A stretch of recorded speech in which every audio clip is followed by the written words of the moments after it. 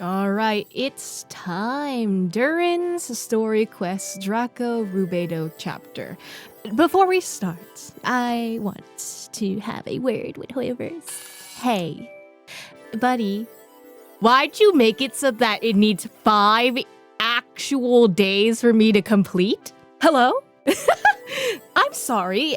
I didn't realize that your game was that important that I needed to sacrifice 5 days to do it. Hoyoverse, have you ever heard of jobs? Some of us are employed. Some of us actually don't have 5 days in a row to do this shit. Like, I know Hoyoverse fans tend to be the I'm gonna do everything in one sitting, even though it's 8 hours for a story quest type people.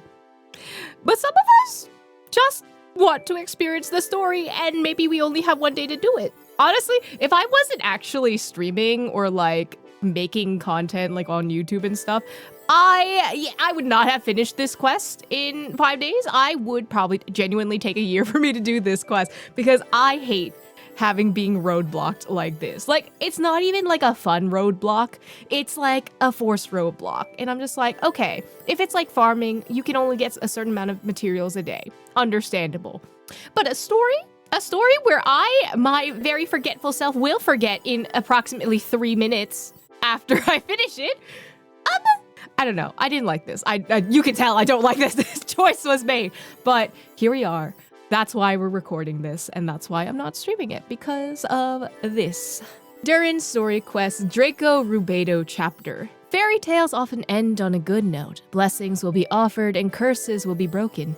Make a sincere wish and it will come. Okay. I guess this is the witch's homework that we get.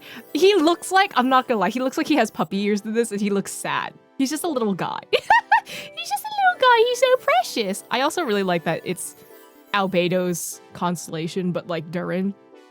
That's adorable. I would like to say that. That's the cutest thing I've ever seen. A mother's last wish. While traveling, you receive a sudden invitation from Alice. She hopes you and Paimon can help Durin fulfill a wish, one connected to his late mother, M. Okay, Andersdotter, what you got for me, girlie? Okay, this current story seems to be related to your past adventures. Okay, they give me a recap. That's nice. Oh, they're recapping the Simulanka quest. Okay, about Durin's past. After receiving a strange fairy tale book, you and Paimon arrived in a wondrous world named Simulanka. There you experience an adventure with your companions. Eventually you discovered that the world was created based on a fairy tale written by Mage M. You also rescued a little dragon named Durin in that world. Mini Durin made friends with you, promising to aid you at some point in the future when you should need it. About Durin's past. Oh, they give you the whole backstory in case you didn't do paralogism or the Simulanka quest. Simulanka, okay, that one was a limited time event, but paralogism, I feel like you should do paralogism before doing this quest. I mean, unless you really like Durin, you're just like, I need to know the story now. The once yearly Windbloom Festival had come around again, and so you and Paimon set out together for Mondstadt once more. But strange things keep happening. First, you found the residents behaving weirdly, then Albedo was accused of murder. Concerned for your friend, the two of you accepted an invitation to join the investigation. After much investigative work, you uncovered the truth, and the culprit was none other than the dragon that fell onto the snowy mountains. Learning of Albedo's existence, the dragon, a fellow creation of Andersdotter, grew intensely jealous. It then began plotting in secret to destroy him. Together you brought the immediate danger to an end, only to see an even greater threat surface. The dragonspine Durin was about to revive and bring disaster to Mondstadt. Fortunately, Albedo was prepared with a plan, and your friend from the fairy tale world also arrived in Mondstadt to assist.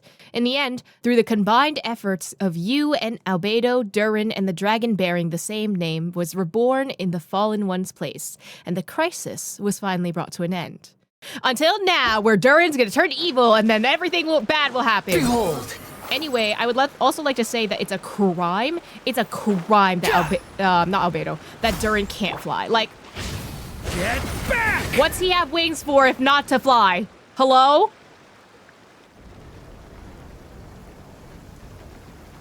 What is happening? Oh, it's Durin! That's a lot of abyssal energy on you, buddy. You good? Oh. Hey, buddy. Are you good? Traveler and Paimon? I'm sorry. I hope I didn't scare you. Why were your eyes bloodshot red? Have you been smoking the devil's lettuce? Oh, no, you didn't scare us. Just gave us a little surprise. Looks like you've gotten even more powerful now. I love that we basically walk up to Durin being like, yo, what's up? And he's kind of doing occult sacrifices right now, or at least that's what it looks like this. And we're just like, it's okay, I'll be a phase. It's fine. I don't know. It just feels like it's gotten harder to control. I didn't mean to strike so hard. I'm so relieved you didn't get hurt. It's all good. We've had worse. Is the abyssal power inside you acting up? No, don't worry about that. It's been very stable ever since I got this body. Albedo made sure of that. It's very interesting that the abyssal energy is kind of like a chronic illness to Durin, low-key. What you saw just now is something that only started happening recently. Maybe I'm still acclimating or something. I'm sure it'll clear up over time. Oh my god, he's going through puberty! Anyway, what brings you here? Did you need something? Well, The day that the writer and the watcher crossed paths was the day that the magic known as storytelling was born. so, she asked us to come. I love that she's just in the distance, just like, yes, I'm here. Totally spying on you right now. Miss Alice? You too? I guess I really do need to work on my impression. Well, never mind that. It's been too long, Mini Durin. And please, that's Aunt Alice to you. I have brought you and the Traveler together here for a very important purpose. It has to do with your mom. My mom? You mean M? Indeed, fairy tale author extraordinaire, Anya Marie Andersdotter. See, I knew this would be right up your alley. Now then, if you'll open the book, I will begin narrating. Stop. The cover is adorable. All right, book time. Alice, you didn't have to flashbang me, though. The day that the writer and the watcher crossed paths. Oh, it has a little heart on the corner that you can't see in this. Whoa! What is this place? It reminds Paimon of Simulanka. The two are indeed similar. Both worlds were built using the same magic, after all. There she is. Aha! So it is Alice! It's been Alice. We knew Alice, okay? Hello, Aunt Alice? Oh, no need to be shy. Just think of me as one of your mother's dearest friends. You keep talking about stories and magic. What's this all about? Simulanka 2.0 or something? I mean, hey, I'm down for a Simulanka 2.0. We had Golden Island Archipelago 2.0. Certainly not. Simulanka was a peerless masterpiece. Without the original author, it would be impossible to create a sequel, even for me. But you are right about one thing. Just like last time, I want to show you a work of magic that has to do with storytelling. What's this? It's a book we just saw. This is your mother's dying wish. That's a crazy sentence to just say and drop on us. My mother's dying wish was a book? Let me answer that with a question. What do you suppose would be a writer's greatest regret? I don't know, not finishing the fic that they're writing, I guess? Have you ever read a book called The Little Witch and the Undying Fire? I have. I did assume that it was Andersdotter, but...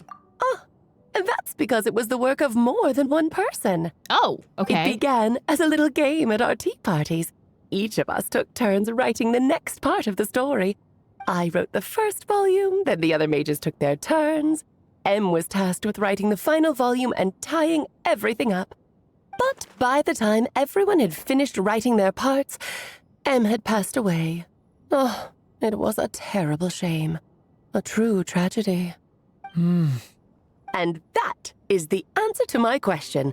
A writer's greatest regret is to leave a story unfinished. That makes sense.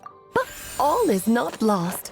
I couldn't stand the doom and gloom of it all, so I went ahead and wrote an ending myself on her behalf. Then what's this book? This is the answer your mother gave to the same question. In her eyes, this was her greatest regret. She made me promise that I would bring it to you because she believed the only person who could resolve this regret is you. So my mother's greatest regret is another unfinished story? You could say that. And I guess resolving the regret means finishing the story? That's one way to put it. Oh, is a straight answer too much to ask for? With the Hexen Circle, yes. Her answer was quite the opposite of what I'd expected. But oh, how touching it was. I'd love to tell you what she said, I really would. But that would spoil the plot, and we can't have that. Spoilers ruin everything. I love how animated Alice is every time she's on screen. Oh, Fine, we'll make do with breadcrumbs. It's hardly the first time you've strung us along like this. Just think of this task as giving a story a much-needed ending. All I ask is that you do your best. I understand. But I only just started learning human script, and I don't have any writing experience at all. Okay, but you can practice, you know? The first step is always just trying. Relax. Why else do you think your dear aunt went and found you two such wonderful helpers? Hey, could you, Alice, stop grabbing the pet camera? I know I'm also included in this, but... With their experience, you'll have so many story ideas you won't know what to do with them. So don't be shy to ask lots of questions. So that's why I'm here. Well, I'm always happy to help. I also know a lot about fanfiction writing. Yeah. If it's to help Durin fulfill his mother's dying wish, then we're in. Aunt Alice, could I ask, what kind of story was my mother hoping to write? I had a feeling this might come up, but that answer isn't mine to give. You'll have to find it yourself, here inside this book. Don't worry. We'll help you come up with loads of ideas. Yeah, let's find a nice spot where we can settle in and read through this thing. We could even get some snacks, too. Oh, the actual process might not be quite the walk in the park you're imagining, Paimon. Why's that? Because when Em created this book, she borrowed my magic. In other words, it's not a book you can just pick up and read. It's a magical book. So we just need your help with it, just to tell us the story? Its chapters are scattered through memories of the past. Gather them all, and the book will show you its secrets. So, where are we supposed to find these memories? Em left a trail of clues for each unfinished chapter. Follow the hints, and you'll find them. Oh, and when it comes to adding to the story yourselves, you'll need to use this. What the heck is that? Do we have an ink marker? And this is... This, my dear little Paimon, is the ink Em left behind. Infused with a little of my own magic, of course. If you're planning on writing something inside the book, you'll need it. Who used some of it already? How very magical. It's extremely precious, so be sure to use it sparingly. This is all that's left. So we need to search for the memories and keep an eye on how much ink we're using. Oh, it just had to be a wild goose chase, didn't it? Perhaps it's just another form of storytelling. Em was ever so creative when it came to things like that. Listen, it's immersive storytelling, which is just what video games are. Just think of it as a little challenge your mom left behind. Who knows? There could even be a mysterious prize at the end of it all. I don't care about that. This was my mother's dying wish. Whatever it takes, I'll find a way. And we're here to help. Yep. With the two of us by your side, you'll be just fine. I'm very surprised that Paimon didn't say anything about the treasure, but... Okie dokie. That should be pretty much all you need to know. Oh, and once the story's complete, do let me have a little look-see, okay?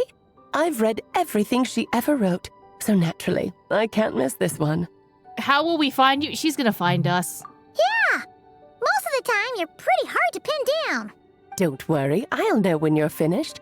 Just wait for me to reach out. All right, off you go. I can't wait to hear how the story ends. Time to write some fan fiction. Was the day that the magic known as storytelling was born.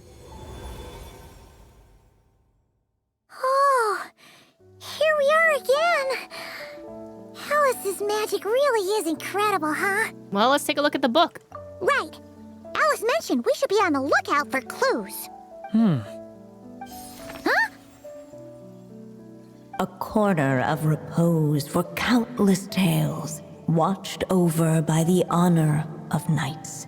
A place for stories to sleep, perchance to dream. Of Okay. ancient cities and the epics of ages past. I see you quoting Hamlet, Andersdotter. I see you. There, a witch once spent a sleepless night, and all to bring forth a story yet untold. Find the place I speak of, for it is where the seeds of this story lie. Was that a riddle? Where do you think this mysterious place could be? Obviously, it's the Mondstadt library, and I'm assuming it's either Lisa or Mona. Hey, you might actually be onto something. Guess that means we need to head back to Mondstadt? Mondstadt, my beloved. I had a feeling that's where we would be headed. After all, it's where my mother was from, and I bet it's where she wrote this story, too. Yeah, that makes sense. Still, I feel bad about dragging the two of you along on such a long journey. You're fine. Don't worry about it. Don't worry about it. We don't really have much going on right now, so we're all yours. Come on, let's go! I mean, we got nothing going on aside from everything that happened in Act 6. You know? The magic known as storytelling.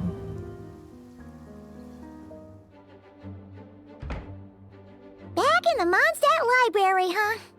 Talk about a trip down memory lane. I love Mon. It's been a while. Feels like we were just here yesterday. So, we're supposed to find the seeds of the story, right? What do you think that means?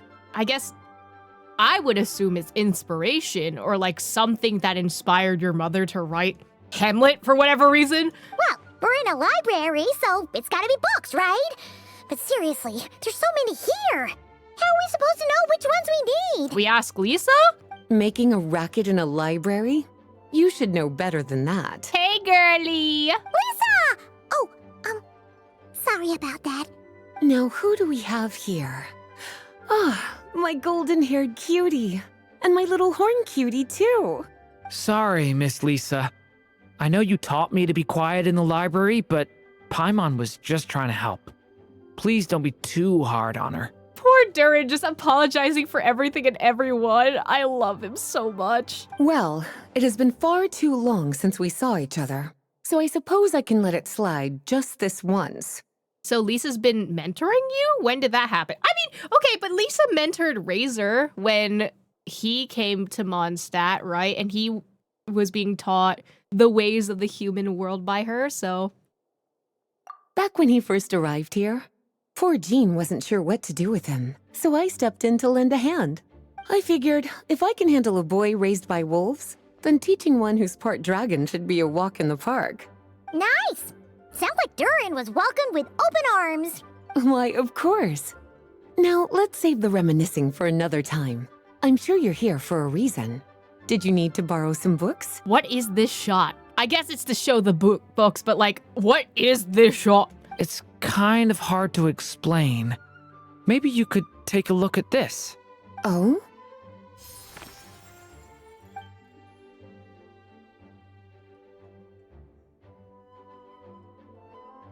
Ah, I see. These so-called seeds of the story must be the books that inspired its creation. That's just how it is with stories. They grow out of the tales that came before them. And that mage, I can almost picture her here, hundreds of years ago, scribbling away at one of these very desks. But we don't know anything about this story. How are we supposed to figure out which books inspired it? As it happens, just before I found you here, I was looking into something rather peculiar. One of the knights reported seeing some books that weren't listed anywhere in our catalog. Is there anything about the 6 pygmies? Because I don't have that one full yet, and the only one we got was from your story quest, Lisa. Stranger still, just as he went to reach out for them, the books vanished into thin air. And then a while later, while he was browsing through other shelves, there they were again. Seriously? That particular knight knows this library inside and out. I'd be very surprised if he was seeing things. Something tells me these might just be the magical books you're after. It's possible. It has Hex and Circle written all over it. According to the report, there are 3 of these books in total. I'll be relying on you to track them down, cuties. Okay, well, there's one here. Jumpty Dumpty's treasure trove. Oh, wait! Did Klee write this one? Should this even be here? We better show it to Lisa. Interesting. So that's Alice. Blank blank verses. Okay. Kinda looks like a poetry collection. But why is part of the title missing? The only thing I can think of that has verses in it is a Leah book in it. Let's see what Lisa makes of it.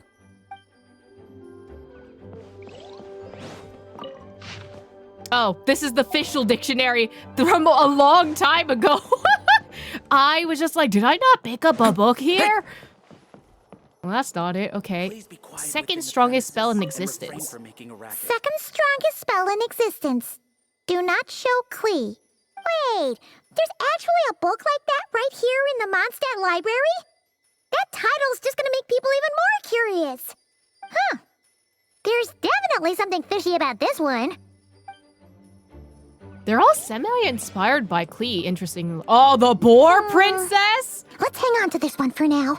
Could be one of the ones we're looking for. Okay, but I'm pretty sure the Boar Princess is an allegory for something that actually happened in history that was preserved in Irminsul to be a fairy tale and retold that way, so... It's one of M's, after all. It is her writing, though, but it's kind of fucked up in the end. An experiment log. Looks like part of the title's been erased. There's something seriously suspicious about this book.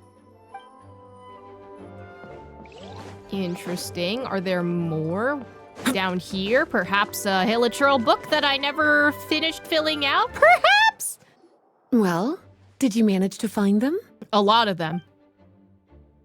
Whoo! Okay, so there's all of these. I don't know if this is all of them. Experiment log number blank blank blank, which tends to be, I don't know, I found a lot of these in Sumeru, so I'm wondering if that has anything to do with it. A lot of them possibly tied to Renee or Zandique, which I feel like tends to be the 2 people that write a lot like this. Huh. This book definitely doesn't belong here. Yeah, we could tell just from reading the title. Albedo was the one who brought it in. Oh, Albedo, He okay. suggested I place it on the restricted list and keep it sealed away. Why?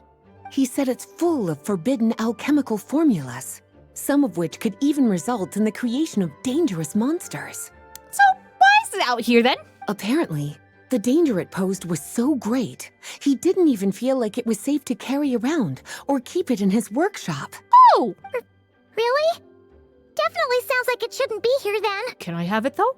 Still, if that mage read this book too, it must have been written a lot earlier than I'd imagined. Well, did you manage to find them? Okay, the next one is the second strongest spell in existence, no tell Klee. Truly extraordinary, and certainly not the kind of thing that should be just lying around. In fact, Miss Alice gave strict instructions about it. So, it's some kind of book of spells? Paimon's guessing magic this powerful should be kept a secret. It's true. This book does contain one of Miss Alice's spells. But honestly, virtually no one could actually pull it off, even if they tried. The only reason it's even meant to be in the restricted section is because we can't let Klee get her hands on it. After Klee was born, Miss Alice advised us to seal it away. She even added that little subtitle herself. So, it's to keep it away from Klee, huh? Does that mean she could use it to cause even more mayhem than she already does with Jumpy Dumpty? No, that's not it. As Miss Alice herself put it, letting Klee see it too early would spoil the surprise. Oh? Well, did you manage to find them? Spoiled the surprise. Maybe it's like a birthday gift from Alice to her. Blank blank verses. Yes, this is a restricted book, all right. It certainly isn't supposed to be here. Huh. But it looks like a regular poetry collection. How did it end up being classified as a restricted book? The issue lies with one of the poems inside. You've heard of the great battle that took place on Dragonspine, yes? Yes. 500 years ago, during the cataclysm in Conria, an evil dragon descended upon Mondstadt. A fierce battle with Dvalin ensued. But in the end, the evil dragon fell, and Dragonspine became its resting place. Staring in Durin, but okay. We're talking about Durin. The Durin of Dragonspine. Well, the poem in question turns the whole battle into a dance, with the evil dragon recast as an innocent child who came here in search of friends. But given all the suffering experienced at the claws of that dragon, how could the people of Mondstadt accept such a retelling? Bards are often accused of inventing history or distorting the truth in their ballads. But this one hit a bit too close to home. Yeah. And since the knights back then were unable to track down the author, they decided to ban the entire collection, blot out the title, and seal it away for good. Interesting. That sounds like it's going to be important later. So the version in the poem, it was all a lie? I'm afraid that question is something only the dragon himself could answer. No, I wanted to see the other ones. Oh, would you look at that? Seems like these are the little troublemakers you're after. And all three just so happen to be forbidden texts. What kind of story requires reference material like that, I wonder? So the Boar Princess wasn't one of them? That's interesting. Forbidden texts? You know, the first time you mentioned that the library had a restricted section, Paimon thought you were just trying to scare us. Are you saying it actually exists? Not really something you should be poking your little nose into, is it, cutie? Sorry. Seeing as it was Miss Alice who asked you to look for these books, I won't question the matter. But they'll need to be sealed away again once you're done, so don't forget to return them. Don't worry, Miss Lisa. I won't forget. Well then, that's all from me. After all that hard work, I think I've earned myself a nice cup of tea. Listen, can I have some tea with you? I just want the tea, really. We gathered all the reference books. What's next? Reading them. Wait, look! Okay, what is happening? I love that it still points me to the official one. Is Lisa still here somewhere? No? They're just gone? Okay, fine. They were just like, no. Do the thing. Do your questing, in fact. What does it say here as well? Nope, that's the same. All right, I'm not gonna look at the official dictionary. Find the place I speak of, for it is where the seeds of this story lie. Birth. Long, long ago, an evil dragon descended upon the human world, bringing terrible calamity in its wake. Bravely did the people resist, until at last, the dragon lay slain.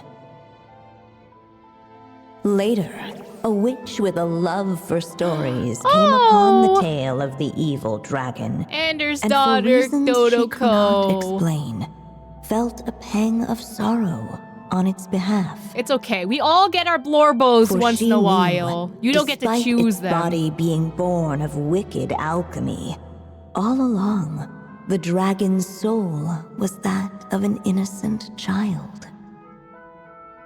Right up to the moment of its death, it had no choice in becoming a vessel of calamity, nor could it fathom the cruel fate that lay before it. Though the witch had a love of stories, she was not pleased with how this one ended. Oh, it's No, Durin's that creation won't story. do, Okay. she thought. I'll write you a better ending instead.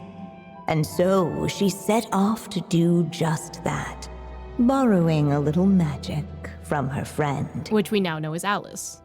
With it, she wove a dragon's egg, resolving to rear a dragon child of her own. Yet long in thought she lingered, wondering what kind of world her little dragon ought to behold upon waking. What should be used to adorn his cradle? Trace of pastoral splendor, wisp of woodland air. I don't know. I'm assuming it's based off of the books, right? The books that she chose were all, I guess, dangerous alchemy based. So maybe this is like, I don't know, one of those quizzes that you take on like a social media platform that's just like, choose your favorite color and I'll tell you what this is, or something like that. I'm gonna say, this sounds like Mondstadt, this sounds like Simulanka. I'm gonna say Simulanka. At last, she made her mind up, adorning the cradle with a trace of palatial splendor. Oh, it's pronounced palatial. Oops. Then, she quietly waited for the egg to hatch.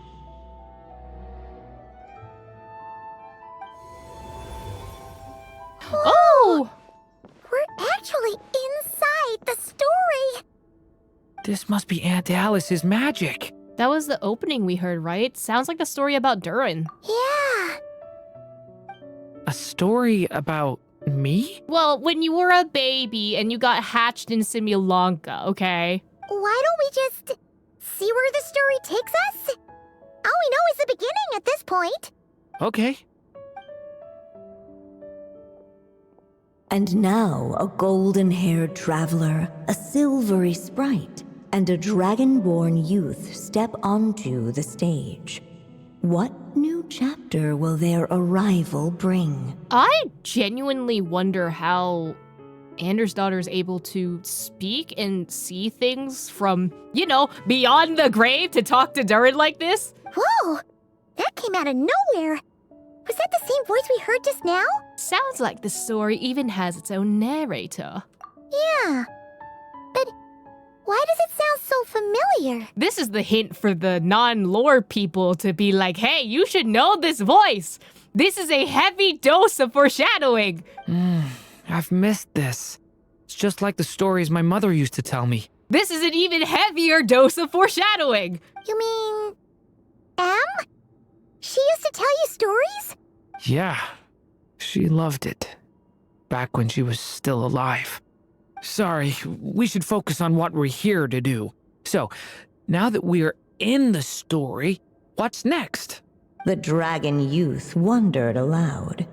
Yet all he could do was wait for the story to unfold. Of course, there's something to be said for helping it along. Perhaps a little exploration could prove fruitful. Oh! Is that a hint? Let's follow her suggestion for now. Yeah, I agree. Girl. Oh, you're so cute. You're my favorite shade of blue, too. This Dodoko doll is meant to be the witch in the story, right? Wait a second. All the people we've seen that look like that turned out to be mages from the Hexen Circle. Do you think the witch in this story is one of them too? Who could have ever thought? My mother had a hat just like this. Who could have ever thought? Then, the witch must be Em. Looks like this story really is about Durin, huh? Whether the sprite spoke true or not, it had little bearing on the story at hand. For in that moment, what mattered most was not that she was a witch, but a mother waiting for her child to hatch. Let's keep looking.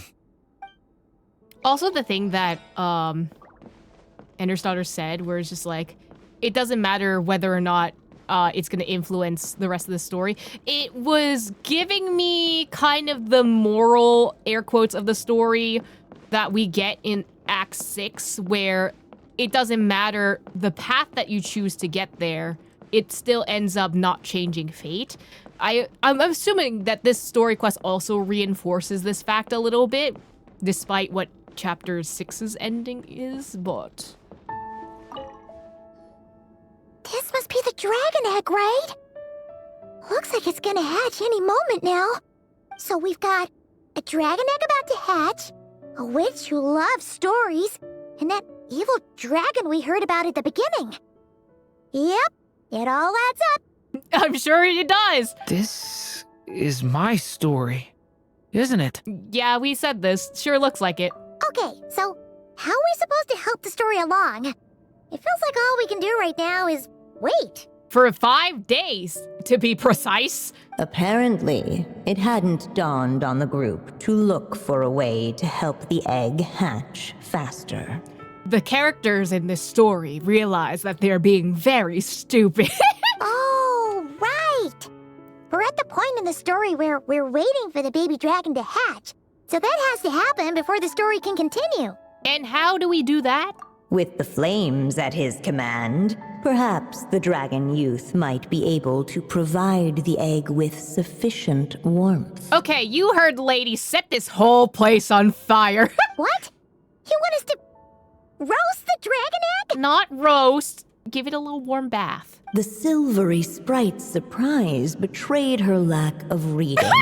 For in countless tales, it is told that only by fire's embrace will a dragon's egg hatch swiftly. Can I screenshot just the silver sprite surprise betrayed her lack of reading? And just put that under anyone's, like, comments about stuff when they don't read things? Like, oh my god! Huh, you kinda have a point there. Want to give it a try, Durin? Okay, I'll see what I can do. Durin trial. After Durin releases his elemental skill binary form Convergence and Division, both his elemental skill and normal attack will be converted to special forms. Casting the special elemental skill Transmutation Confirmation of Purity will shift his next elemental burst into Principle of Purity as the light shifts, manifesting his power in the form of Dragon of White Flame.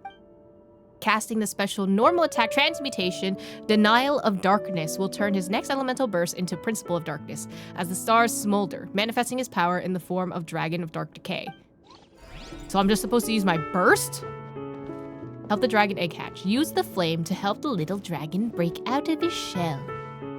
It requires 1 ink if I write it into this story. It's giving Maple Story, I'm not gonna lie. The little, like, -1 thing on top.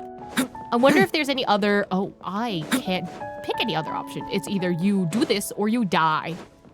Also, the Klee balls. Oh my god, okay. Use your burst. Story has only just begun! Let every unborn life be welcomed with tender anticipation, and may that warmth stay with it for a lifetime.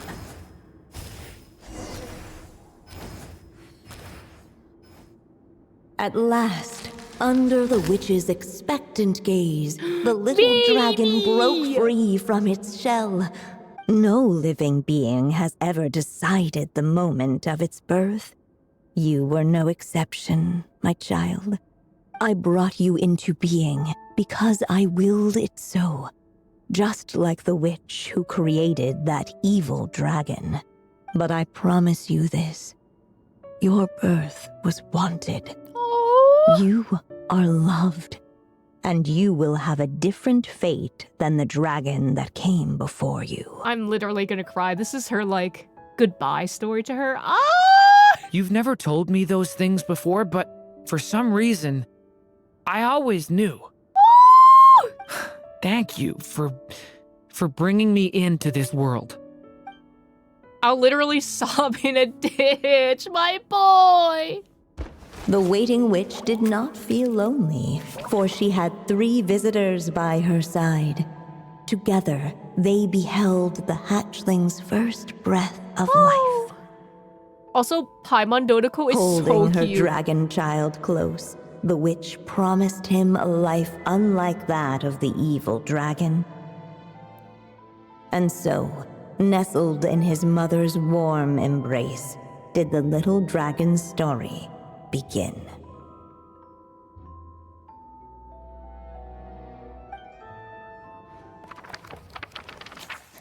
A witch once slept a sleepless night, and all to bring forth a story untold. Oh, we're back in Mondstadt. Isn't this Mondstadt? Looks like we're back in the real world. Looks like there's more written on the page now and less ink left than before. So, does that mean we've completed this chapter? So it is Durin's story after all, or at least a window into his past. Yeah, but why does M seem to think that the story isn't finished yet? I mean, he was rebirthed, and technically the Simulanka version of the story didn't end up too well, because he did kind of become evil, but then we got the baby version of Durin, and then that's the cycle of rebirth or something like that. Durin broke free from the curse, came into this world with a new body, and even made a bunch of new friends. That already sounds like a happy ending to Paimon. Maybe there'll be more clues in the following chapters? True. Everything's always so mysterious with these mages. Guess all we can do is wait for more clues. Not to mention, Durin has been constantly saying that he is worried that the shadowy version of him will always come back, so maybe there's something in this book that addresses that? Huh.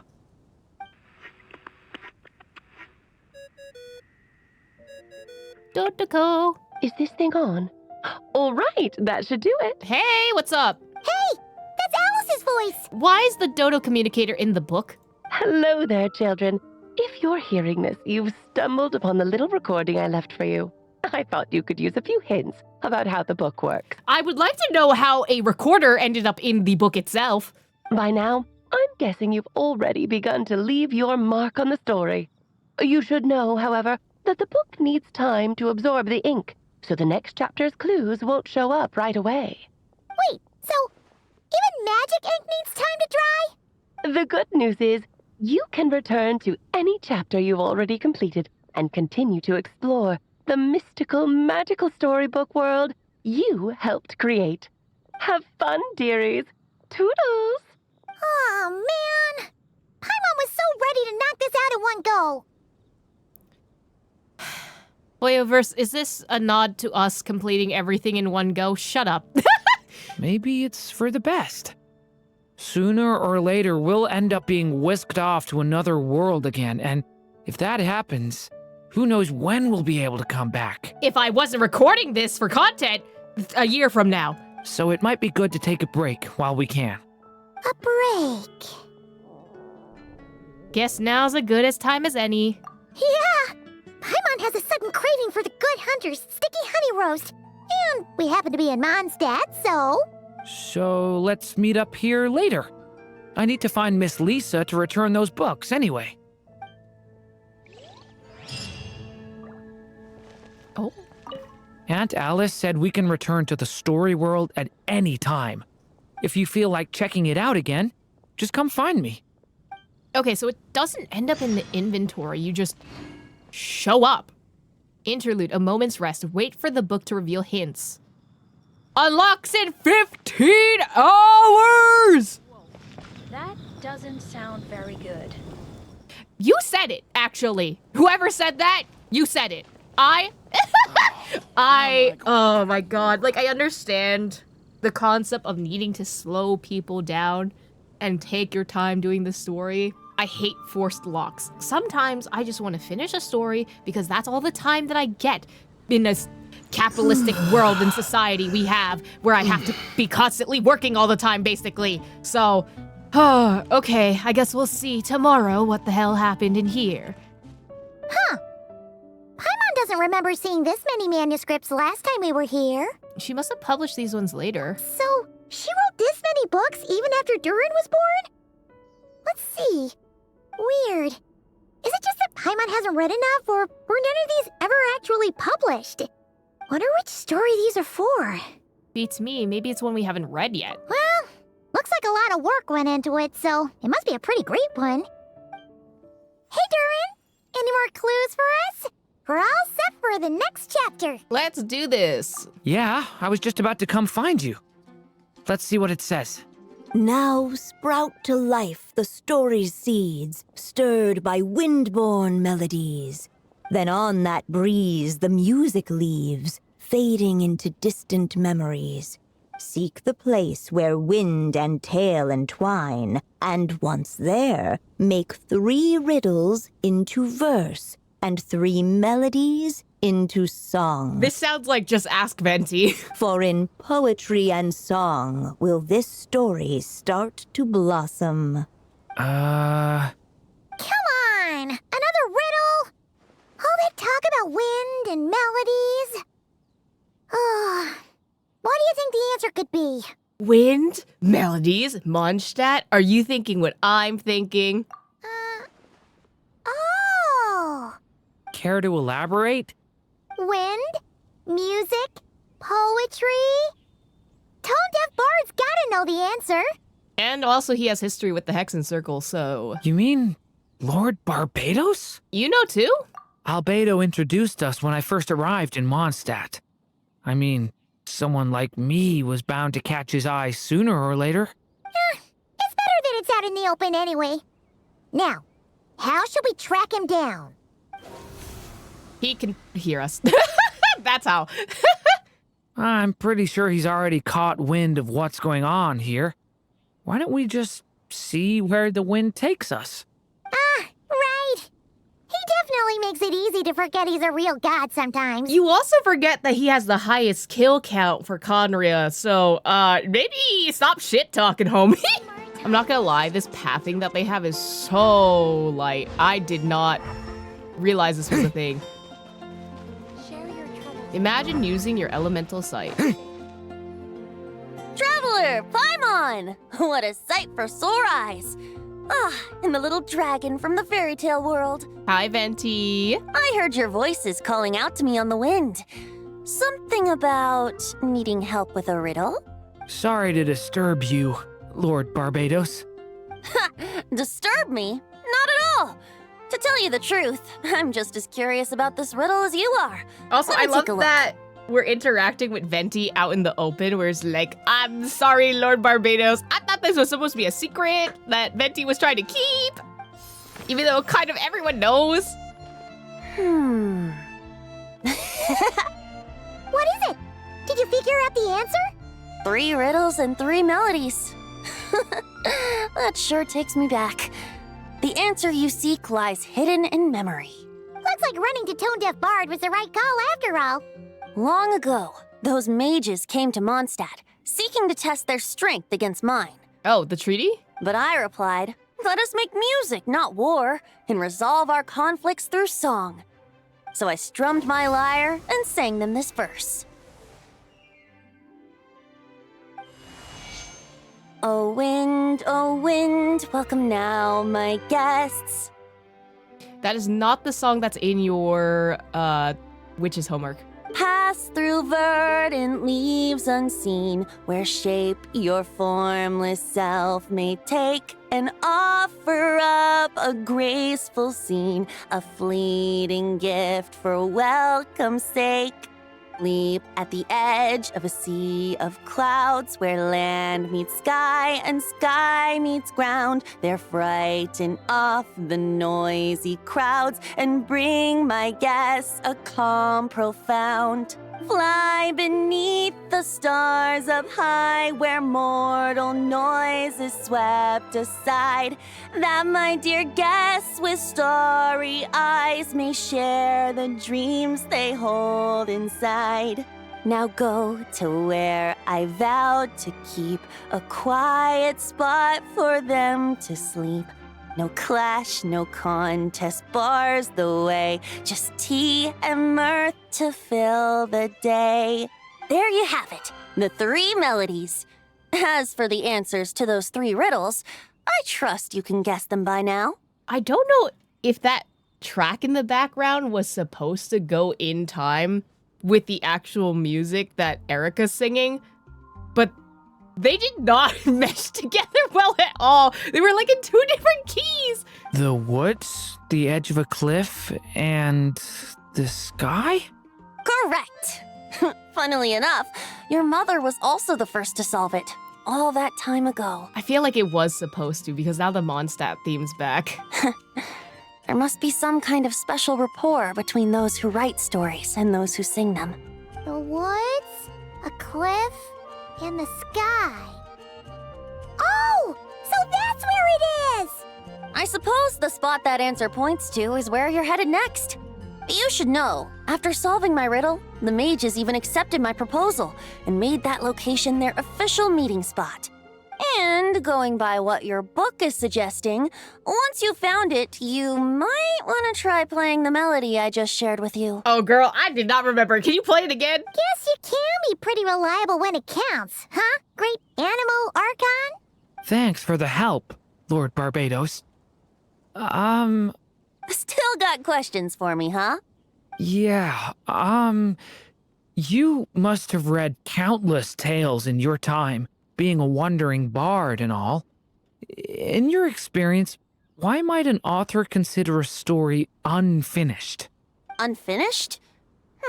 Well, I guess if there's something left to accomplish in the story, or, if the last line goes, Not to the be wink. continued. That seems sus. Huh? Wow, your helpfulness lasted for like 1 second. I mean, technically it's giving his perspective on it, but... In all seriousness, I would think the answer to that question lies in your mother's story itself. It's not my place to pry any further. All right then, we should get going. I wonder when their next meeting will be. Probably soon, considering all the Hexen Circle members tend to be showing up now. Okay, we're here! Now, we just need to play the 3 melodies, and we should be able to gather the memories for the next chapter, right? A musical performance? Huh. Out of all the things Miss Lisa has taught me, that's the one I'm worst at. Leave it to me. I'll play it on the French horn or something. Oh, okay, thank God they gave me the sheet music. I would not have remembered.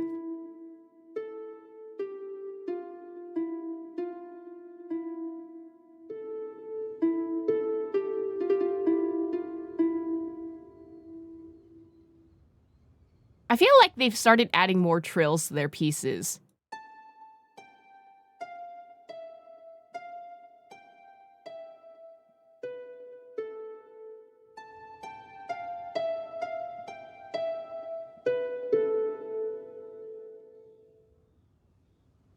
Durin's just watching. He's just like, I'm just gonna, you do your thing. Da, da, da.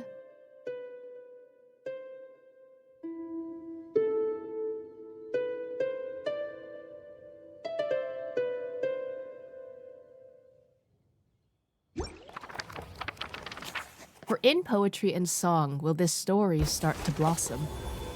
The prophecy. Even a war that shook the world could not halt the witches' gatherings.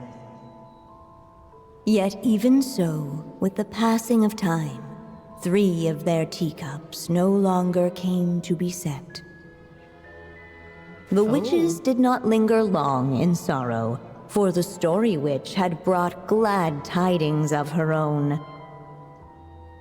Born was her dragon child, safe and sound. So 3 of them were already dead before this. Interesting. Her fellow witches offered up their blessings, eagerly debating not how dead, to but celebrate gone. the child's birth. Which should be used to celebrate his birth? Sweet candy or vibrant balloons? I guess candy. I'm very curious as to what these choices eventually will be other than decoration. In the end, they settled on the sweetest candy they could find. After all, what could be sweeter than the arrival of new life? And so, the witches' gathering turned into a birthday celebration. Oh, look at him, he's so cute! So, The we're back in the story dodo world, huh? calls. As if from nowhere, new guests appeared at the witches' table. Perhaps they too had come to celebrate the dragon child's birthday. Yes. Yet while everyone else was busy thinking about what kind of gift to offer, these 3 seemed to have come empty-handed. Oh, my bad. Like, I didn't know I was gonna get teleported. Hardly the recipe for a warm welcome to a birthday party, now is it? A gift? Hey, what's this all about? We only just found out out this was a party. Right. While the guests voiced their complaints and grievances, perhaps they should have been wondering what kind of gift to give instead. Bro was just like, move the plot along or so fucking help me. So, we need to bring a gift to advance the story? Ah, but where are we supposed to get something like that? My inventory? Perhaps it would be a good idea to have a look around. Why didn't you just say so? Because I didn't think you were going to be this dense. Oh my god, Durin's giving his own gift to his own birthday party. You're gonna bring me a gift to my birthday on my birthday? What do I... Okay, well, No mark had been left on the page ahead. The group found themselves unable to move forward. Oh, there's idle lines if you take too long? Oh no. I'm just gonna cut up the bushes. I don't want to, but like, sorry, I have to kill your bushes. No mark. What? What did I do? Could we use these as gifts, maybe? Wait, that's the Simulanka sword. At last, the guests found something to give the dragon child. Guess that's a yes, then. Which one should we go for? Well, this one's directly tied to Simulanka. I cannot remember where this one was from, and then there's also a book. Still, the guests wondered, what kind of gift might the little dragon really want? Should they put a warrior's sword in his hand and send him out on an unstoppable quest to save the world? Or perhaps a wandering hero's slingshot and the promise of a life of endless, uncharted adventure? Or maybe even a scholar's tome and the chance to take on all the world's unsolved mysteries? Well, I think Durin should choose, because technically it's his unintentional birthday party. Okay. Wow. That's a lot of pressure all of a sudden. What do you think, Durin? Oh, yeah. Technically, we're actually picking a gift for you. So, which one would you prefer? This is like, I don't know if anyone else has family members or like have done this themselves, but like there's this thing where you put 3 things in front of a child. Like I think it's money, a book, or is it pen? It's like 3 different objects, and they're supposed to represent the child's future success. I'm assuming this is supposed to replicate that. You want me to choose? Wow, this feels kind of special. And it's basically the equivalent of picking your starter in Pokemon. How come? For as long as I can remember, I've spent most of my time living in the stories my mother created. I always thought my mother had everything written out for me already, just like the toy figures in Constellation Metropole. What I wanted to do with my own future. That's something I've never really thought about. What did I want back then?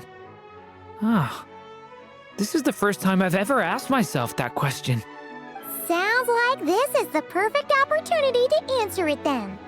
It's been a while since you left Simulanka, and after everything that's happened, it might be about time to start thinking about your future. Then let me give it some thought. This also low-key sounds like career day, which is stressing me out. Ooh. Choose a gift for the little dragon. Oh, and that's gonna probably end the scene, so I don't want to do that yet. All right, who's here? So we have Andersdotter. We have... The witches went on chatting away, ignoring the empty-handed guests. I just wanted to say hi. Like, is that so hard? That's Barbie. That's Alice. This is...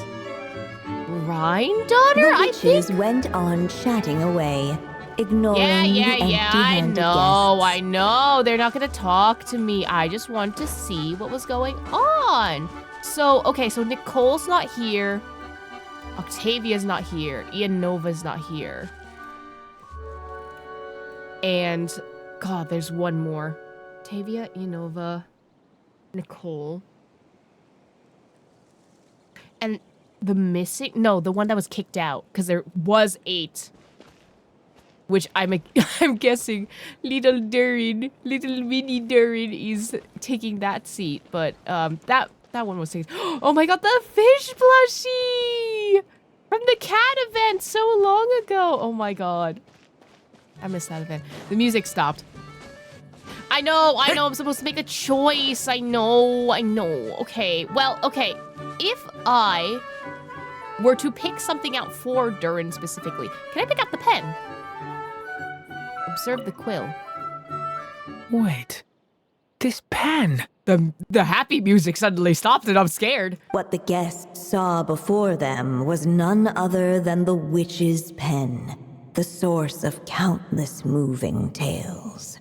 So, this is M's pen? The one she used to write the story of Simulanka? You must know it well, Durin. Honestly, the thing I remember most is how often I woke up to the sound of it scribbling away. In the years before my mother passed away, she'd often sit at her desk, writing late into the night. Almost like she was in a race against time to get something completed. Why do you write like you're running out of time? Sounds like a tough line of work. Anyway, it belonged to my mother, so we shouldn't mess with it. Let's go see what else there is. Interesting, so you can observe it, but you can't give it to him. I got stuck in in the books. Okay, well, I feel like he's kind of already been forced into taking the path of the warrior sword, right?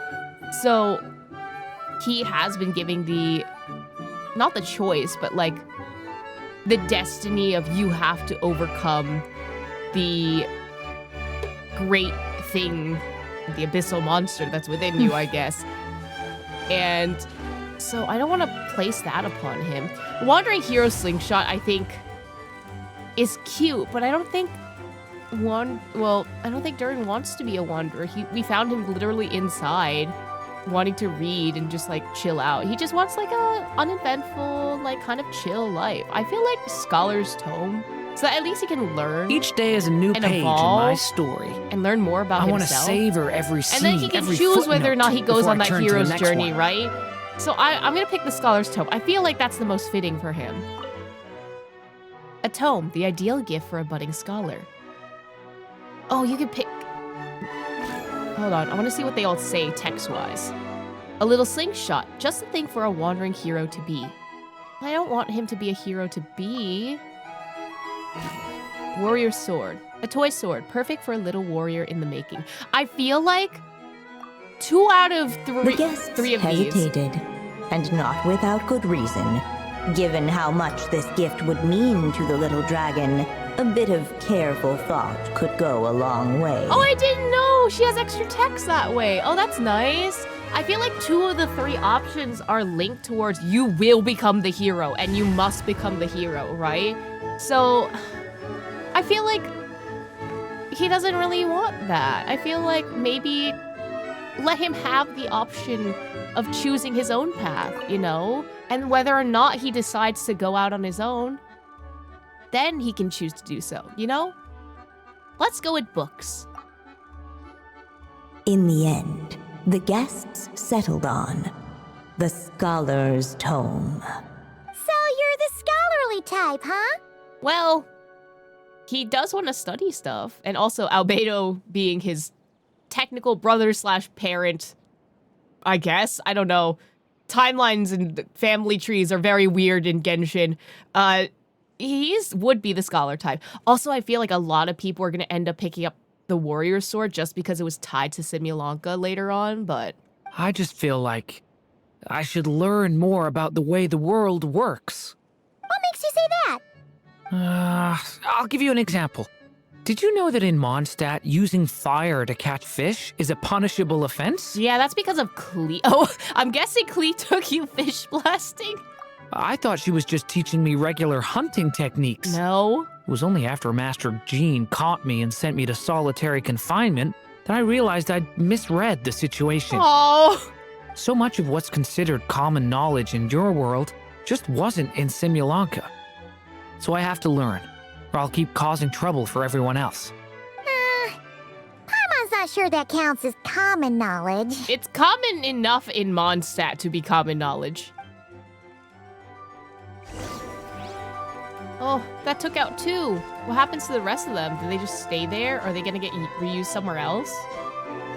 Now what? Alright. They should let us in now that we've got a gift, right? Hello there. Brought a gift this time? The newly arrived guest presented his gift, wishing the little dragon a future as a wise and accomplished scholar. Accepting the guest's blessing, the Story Witch invited him and his friends to take their place around the table. Oh, yippee! Finally, she could introduce them all to her dragon child, telling all in attendance about the moment of his hatching, and of course, the name he'd been given. It was then that the Seer Witch, diviner of the stars, withdrew her gaze from the heavens and turned a sorrowful glance upon the little dragon. Oh, she saw his future. You gave him the same name as that evil dragon? That's right. But the life I intend for him shall be very different. What folly to love so blindly. For as you must know, a name is the mirror of destiny itself. He who bears an evil dragon's name must also inherit the fate of its previous owner. His fate has been foretold. Then I'll rewrite it. The witches at the table fell silent, for they knew the Seer Witch's words had never once proven wrong. Yet, just as clearly, they recognized the Story Witch's resolve.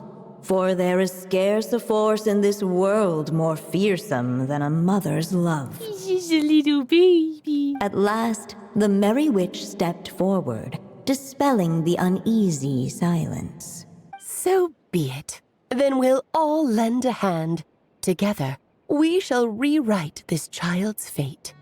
You mean to defy one of the fundamental rules of this world? Alice does that for fun half of the time, so... I refuse to be shackled by such rules.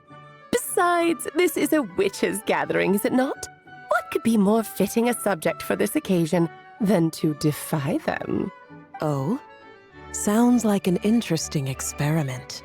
I suppose, were we to succeed in this endeavor, we might bring a touch of wonder to this otherwise dreary sky of stars. Also, the drapery on Gold is very similar to the one that she wears in the cutscene where we see her with the, what's it called, the shades. I wonder if that was a carryover from Gold herself, or if she was already a shade by this time this happened. I don't think she was a shade in this timeline yet, but I don't know if they want to write it that way. The Merry Witch finally talked them all round, just like she had done many times before. Warm and strong as the sun she was, so much so, in fact, that those who her light shined down upon had no choice but to bask in it. Aw, that's cute. And so the witches That's a nice way to readied their describe Alice. gifts. 3 marvels of the cosmos.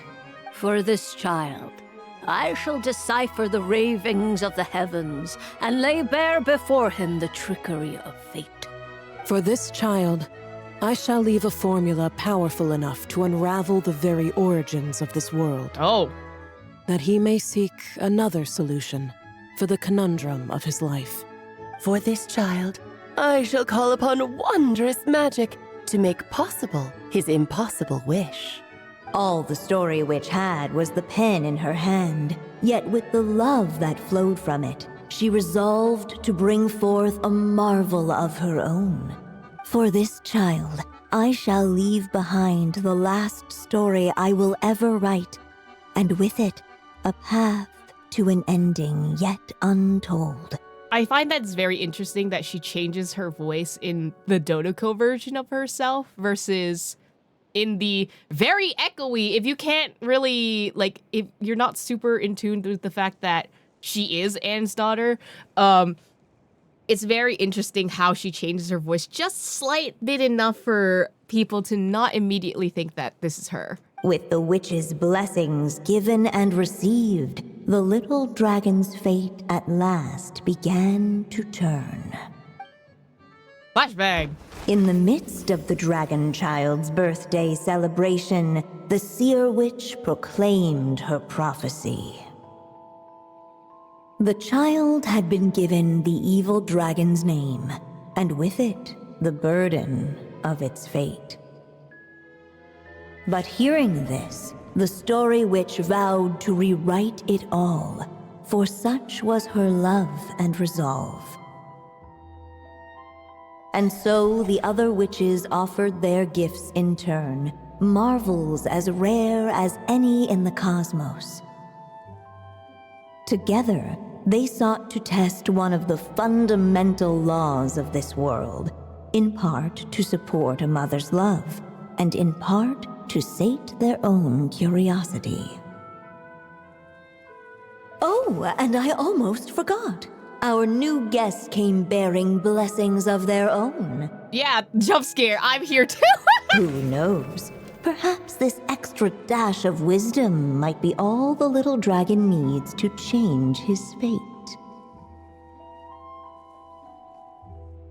It feels like, okay, since this is a stopping point right here, because it's giving me the option to, it feels like we're doing the thing that was being described in the Archon Quest Act 6, right? Where we're changing little parts of the direction and influencing little mini Durin's fate before his fate comes to pass, so that maybe the eventual fate will change. But at the same time, I'm thinking of when we were in Natlin, and there was the whole lineage of having a sacred name, right? And each one could influence what that name represented, but it doesn't necessarily determine its specific fate, right? If someone did something wrong while, like, they had the sacred name, they could change the influence of that name, and then people stopped using it. So I'm curious as to why, in this sense, Durin's name already had its fate tied to it, where in Natlin, you can kind of just, you know, have a name and then eventually go along with its lineage. But it could also just be because Natlin has its own Natlin set of rules, and this is like the universe has its own set of rules, and fate is much grander than just this one country and location. But that's also a thing that I've been thinking about this entire time. Ah, flashbang. Stop that. The witches readied their gifts, 3 marvels of the cosmos. Yep. Looks like we've completed this chapter, too. Those witches in the story were the mages of the Hexen Circle, right? They sure seem to care a lot about you, Durin. But, Paimon kinda had trouble following their conversation. Just a bunch of mystery, as usual. Why did it start raining? The evil dragon's fate. Oh, you look sad, buddy. Oh, is that what you're worried about? But didn't we already take care of that? Why was there lightning striking in the background? Yeah, after what happened in Similanka with everyone's blessings. Ah, the mages must have had a hand in that, too. Also, I was just thinking, which part of the story are we even meant to be completing? That was a little too close to me, buddy. Oh, That's a good question. it feels less like we're filling in the gaps and more like we're adding something new altogether. We're literally putting ourselves into the story to manipulate Durin's fate. But we use the ink, right? And the book hasn't given us any more clues, so that must mean our task is complete. At least for now. Yeah, I guess we're doing something right. Don't worry, even if we run into trouble, we can always go ask Alice. Maybe I'm overthinking things. It's just, this is my mother's final wish, so I don't want to mess it up. Anyway, thanks for all your help. I'll let you know as soon as the book reveals a hint about the next chapter. Okay then. See you in the next chapter. I feel like they've separated. Oh, that's interesting that they put you down here instead of up there. I feel like they're trying to make it so that you forget what happens each time a chapter appears, so that once everything is done together, you'll kind of be a little bit more surprised about its ending. I think I'm gonna stick around, take my time reading through this book. If you feel like jumping back into the story, just come find me. I wonder if anything changes up there, because it's very strange that they just don't leave us on the island. And instead are just like, yeah, you have to be on the ground. Maybe it's because they don't have any characters spawning on here and that's like a physical limitation. But I don't know. Nothing seems to have changed. This is still just the boss area. So, I don't know. I still don't know why they've kept it so that you have to do it within 5 calendar days, but maybe something's changed inside the book? Step back into the story.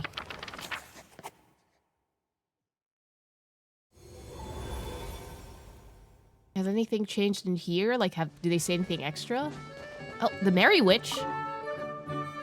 As of late, the Tricksy Witch has nearly the entirety of the snowy lands in her grasp. Now none but the Tsar can command her submission. Oh, the Tricksy Witch? Are they talking about Yanova? Such a pity that she can no longer spare the time to join our gatherings. Tell me, does the Wander Witch still roam among the stars? Wander Witch? Octavia, perhaps? Who can say how long we'll have to wait for her return? I had hoped sharing all the fun little stories from our gatherings might entice her to remain. Then how about the Memory Witch? Does she still walk the mortal realm? Memory Witch? I'm assuming that might be Nicole, unless it's talking about the missing one. Yes, she has that secret mission of hers to accomplish, so she couldn't make it to our gathering. But she doesn't seem to regret her choice, so naturally, it's not my place to pry. As rare a chance to gather as this. And yet, almost half of us are absent. She sounds so sad. Cheer up. At least you came with good tidings. I suppose I'm just feeling a little sentimental. After all, there will come a day when I, too, am among those absent at these gatherings. Aw, she kind of already knew. Well, considering that most of her fellow friends and colleagues are non-human and she was the only human one, yeah, I'm not surprised. Oh, at least we get more information about where the other witches were during this time. Like, Nicole, what were you researching? That's suspicious. Hey, it's a letter from Durin. He wants to meet us in Mondstadt. Sounds like the book must have given us a clue about the next chapter. Bro, he was here before! Anyway. Some say the god of fate calls the outcome of every dice roll before it's even made. Kaya, jump scare, and also very zoomed into his face. What's happening? And that's why the secret to winning a lot of games is having that god on your side. Your luck is amazing, Kaya. Or you have weighted dice or something. I don't know. Oh, look, an Omni. Your turn. Give it another shot. Also, why is there a table on this side of the Adventurers Guild? I thought, okay, you know what? Never mind. I'm not going to question it. Fear not, O Crimson Dragonborn, for I, the Princess of Ertelung, have bestowed upon you the benediction of the midnight hour. And with it you shall surely smite this usurper. Poor Durin. Mein Fräulein means to say she's rooting for you in secret. Well, it's not that secret. And that you must, at all cost, defeat the one who snatched her limited edition card back.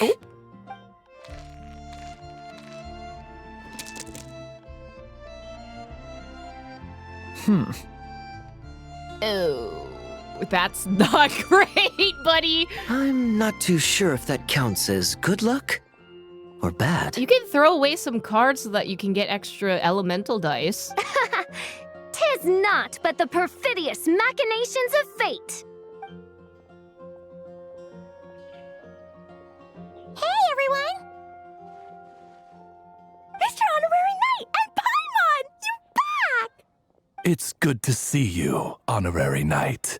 Mein Fräulein is quite invested in the outcome of this match, so please, Allow me to extend greetings on her behalf. All good. Who's winning? Of course. But if you're out playing cards, how come you're not over at the Cat's Tail? Oh, I guess you don't like it over there. There's something about our horned friend over there that seems to frighten off little animals. Could be because he used to be a dragon. Normally, the animals just steer clear of him, but in the close confines of the Cat's Tail, let's just say, the feline residents probably consider it their turf. And we all know how dangerous a cornered cat can be. Oh, Durin got scratched. Poor baby. I just wanted to borrow one of their nests for a nap. Oh, yeah, that's how you get... that's how you get scratched, buddy. Oh. One of their nests? Wait, you mean a cat sofa? Yeah, it's more comfortable for me. I can stretch out just the way I like. But it turns out the Black Cat and his minions are quite territorial. Luckily, Miss Diona helped smooth things over, and they finally agreed to let me use one. But, I only get to use it after dark. Aw, tough luck, huh? Oh, Diona stepped in! You know, underneath it all, she really does like helping people. The more likely reason is because Durin won't touch a drop of alcohol. As far as Diona's concerned, that pretty much makes them two peas in a pod. It's a shame, really, considering everything Mondstadt has to offer in that regard. Listen, some people don't drink for various reasons. Mondstadt's alcoholic drinks are a bit too much for me to handle right now. But maybe someday. There's no need to force it. Who says you have to drink just because you're in Mondstadt? I say, if you're in a country and their export is wine or, like, alcohol, you should at least try it. But if you don't like it, then, like, don't keep trying it. Yeah, it's just, I'd really like to make some more friends. So I need to learn how humans socialize. I guess alcohol is usually involved, though. Alcohol tends to be a gateway to socialization or a part of a socializing habit, but not usually the focus, normally. But that's why I started learning how to play Genius Invocation TCG. It's also a kind of social activity, but it doesn't involve drinking. And I've been lucky enough to receive the guidance of the Prinzessin de Verurteilung herself. Verurteilung, oh buddy. oh. Exactly! Who needs alcohol when you can make friends playing card games? Speaking of which, need any tips from the master over here? You'll wipe the floor with that opponent of yours. Paimon guarantees it. Sure, I also did not finish the ones specifically with the characters. I've done literally everything else for TCG but that. Unfortunately, with the luck he's having, not even that legendary card master from Sumeru could turn things around at this point. Listen, Saido can work his magic, okay? Yeah, that last roll wasn't great. But who knows? Maybe you'll have better luck next time? He keeps getting the exact same roll over and over. This is the third time already. You sure you know how to roll dice? Seriously, that seems like a very unlikely coincidence. If there really is a god of fate, they could have cut this kid a bit of slack. Like, I don't know, make it possible for him to roll at least one other side of the dice?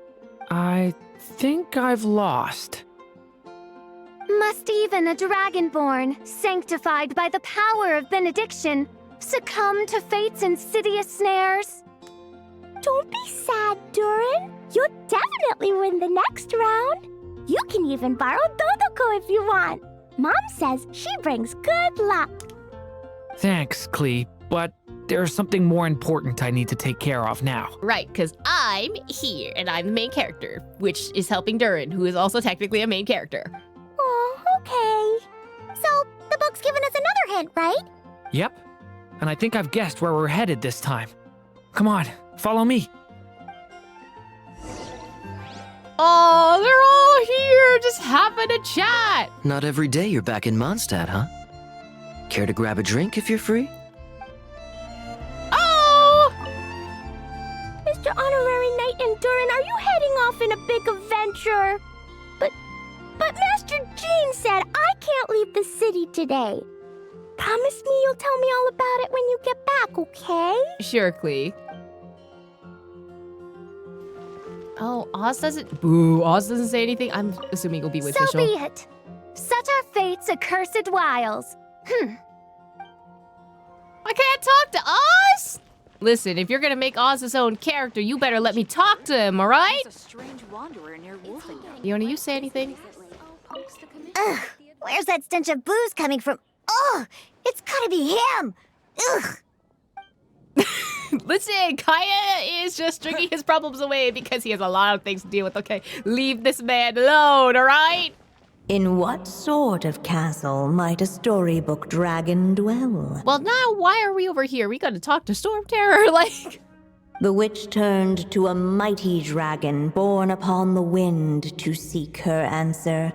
From afar, she beheld a solitary castle, standing lonely beneath its wings, and wrote it into words.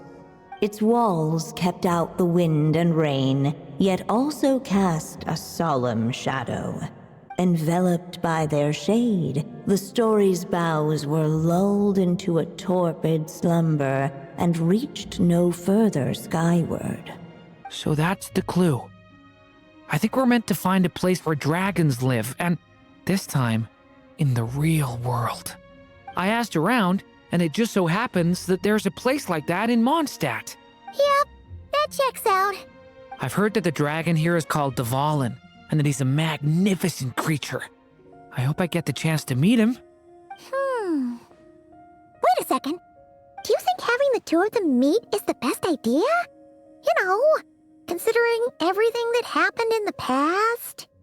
No, this Durin's different. How would we even explain everything to him? Well, if we do run into Dvalin, it should turn out okay with us here at least. Is something wrong? Well, Dragon Durin did some shit. Nope. Let's go. Also, why don't we tell him about this history? So, this is where Dvalin lives? Well, in the past, we had to jump in. Yeah, right into the middle of a raging storm. If you're afraid of getting blown away, Paimon, you can always hang onto my sleeve. This isn't Paimon's first rodeo. Come on, let's get going.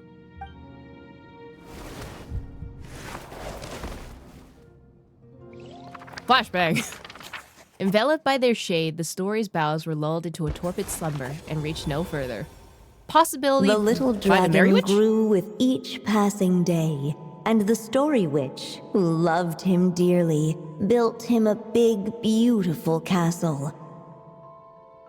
Yet in the end, she herself succumbed to time's merciless march, setting forth on a journey to a place beyond even the stars. All of a sudden, the little dragon found himself alone. He tried leaving the castle to make some new friends. But already, he had grown the claws and scales of an evil dragon, just as the prophecy had foretold. Afraid he might hurt someone, the gentle little dragon hid within the castle his mother had built, and came forth no more.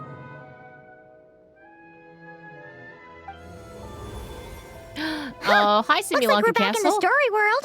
And from the sounds of it, this chapter must be about Simulanka, right? And also, I didn't get a choice this time. This castle, it brings back a lot of memories. Yeah, like the fairy from the Forest of Blessings, the king of Constellation Metropole, that cat lady who turns into a box. Also, like, imagine you're someone who didn't play through Simulanka and you have no way of going back to it. Ah, yep. That would be Nilu, Navia, and Kirara. Oh, and there's Hat Guy, too. Only what? Only lately, whenever I see Hat Guy, I get this strange feeling. What kind of feeling? It's like there's something on his mind. He hasn't told me what it is, but I can sense it all the same. That's Wanderer in a nutshell, honestly. Well, he's always been kind of broody. I've noted the same thing. Next time you get the chance, just ask him. I guess I should focus on fulfilling my mother's final wish for now, though. I guess that scene is for if you didn't play through Act 6. Well, is it Act 5 of the main story. Yeah, we should get started on this chapter. So, let's track you down and free you from fate's curse once again. That day, a small band of adventurers suddenly arrived beneath the castle walls. They promised to help the little dragon cast off the curse of fate. Yet as they stood beneath the castle walls, it appeared they had no idea how to even begin.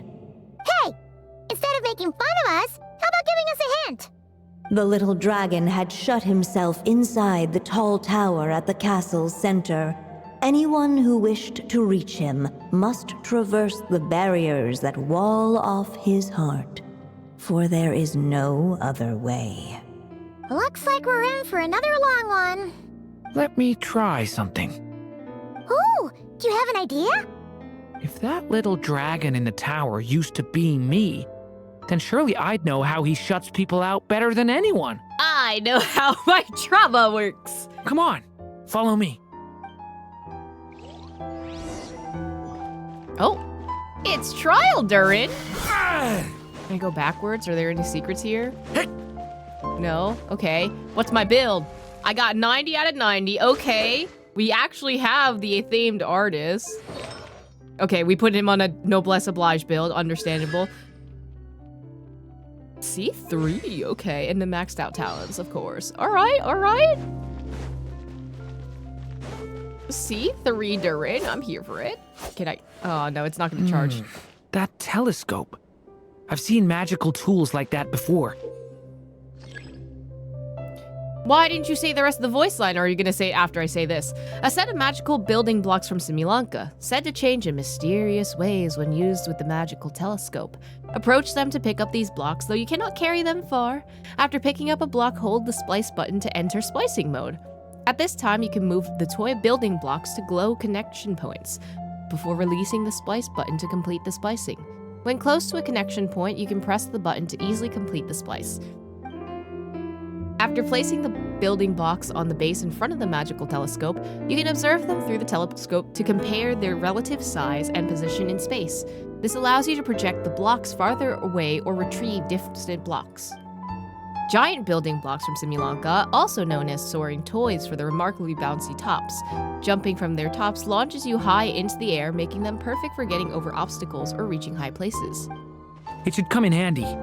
There's the voice line. Okay, so I need a block, but I want secrets. Oh, that wasn't a secret. It just teleported me back here. Okay, fine. Is this also gonna teleport me back? Yeah, okay. They're just like, you cannot go around. I would like splicing mode.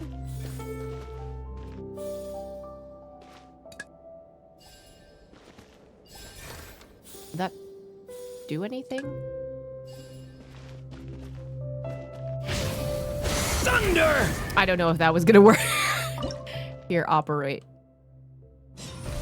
Whoa! That block just got bigger! We can get past the obstacles ahead by using these blocks to jump upwards. It's like, oh, there was another game like this where like you, oh, it was about perspectives. I forgot, I think it starts with an S? God, I can't remember the name of it, but there was some game like that that had something very similar about turning small objects to big based on perspective. Get back!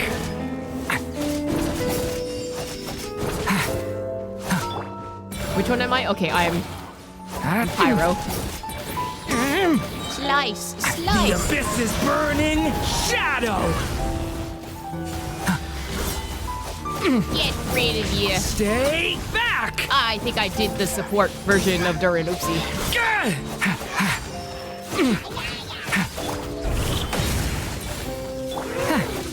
Decay.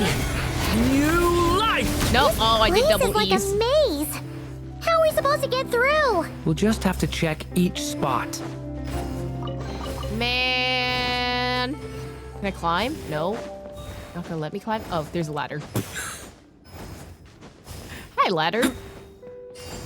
I'm not gonna lie, the fire is throwing me off a little bit. It also low-key has the same setouts as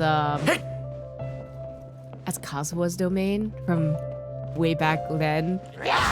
Oh! Thunder! I died. A lament for the end! Lament! Oh. Hey, you okay?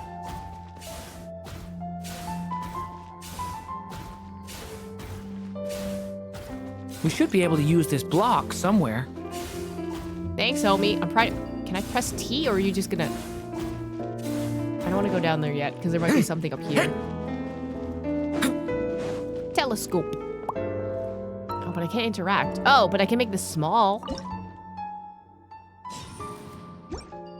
Pick up 2 at once, or is that not a thing? I can pick up 2 at once, but Looks like this telescope is missing some blocks. Oh. Let's try the one we just picked up. Still not enough. Guess we'll have to keep searching.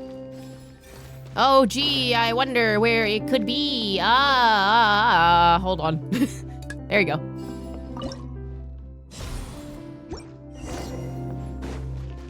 There's no chest anymore, right? You know anything? Any secrets? No? Okay, I just want to make sure.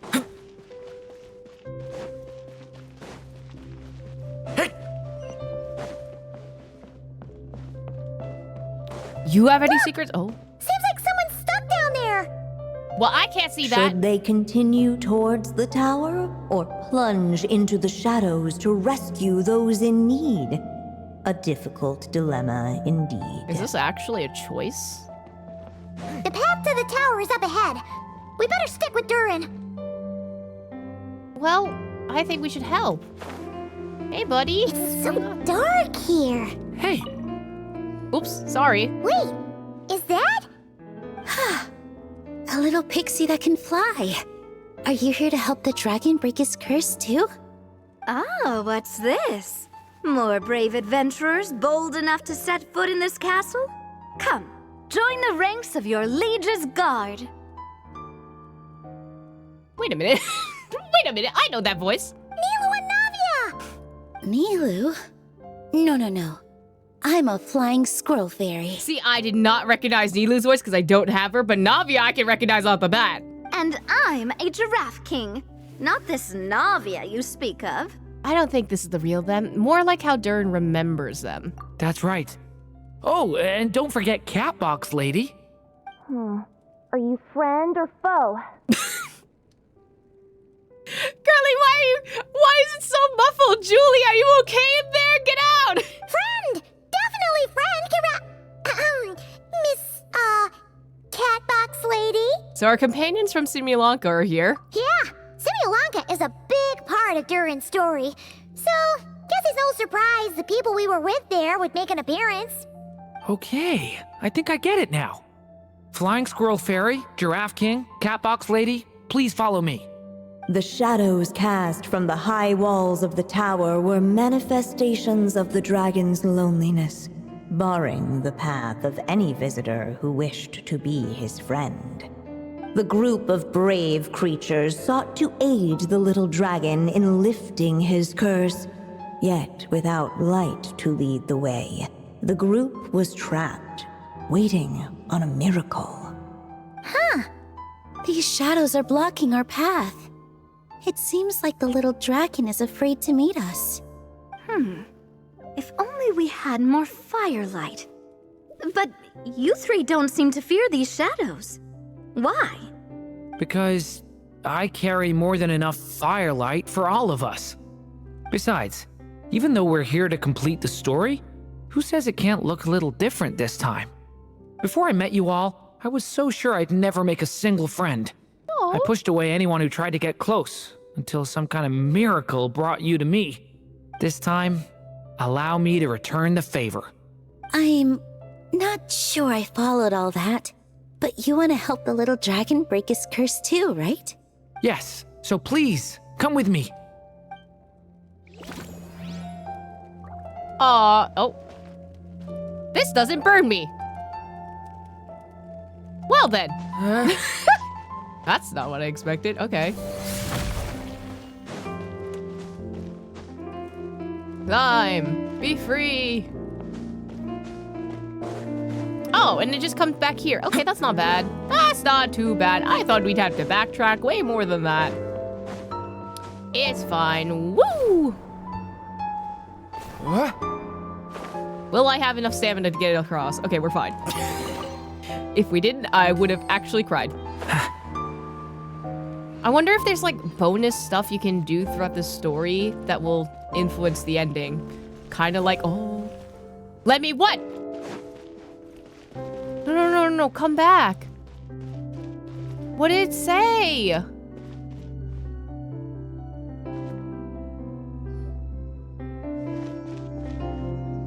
Come on, Durin. Or, little story dragon. Just calm down. Stay back! I don't want to hurt you. Loneliness and fear had built a cage around his heart, shutting out all who would look upon him. And thus, all the adventurers could see was his shadow. Oh no, it's the allegory of the cave. Lygus, are you here? Don't worry. We can help you. Don't come any closer. And that was the last the little dragon spoke. How are we supposed to persuade him if he won't even talk to us? If you can still hear me, please listen to what I have to say. Your claws and scales aren't some kind of inescapable curse, you know? You'll overcome it one day and make lots of new friends. I'm sure you think I'm lying. After all, no matter how many times you've tried to break it, nothing's ever worked. But this time is different. I brought your friends here to see you. Oh, what did you say? Hi, little dragon. I'm the Flying Squirrel Fairy, and I'm here to help you lift your curse. Will you talk to me? And I'm the Giraffe King. Don't be afraid, little one. We're not afraid of you. I'm just a cat in a box, but I'd very much like to be your friend too. Bro's just there. He's here for the vibes. These are my friends? Yeah, they're your friends in the future you'd be trying to avoid. I can promise you that. They're reaching out, so you just have to ask yourself one question. Do you accept?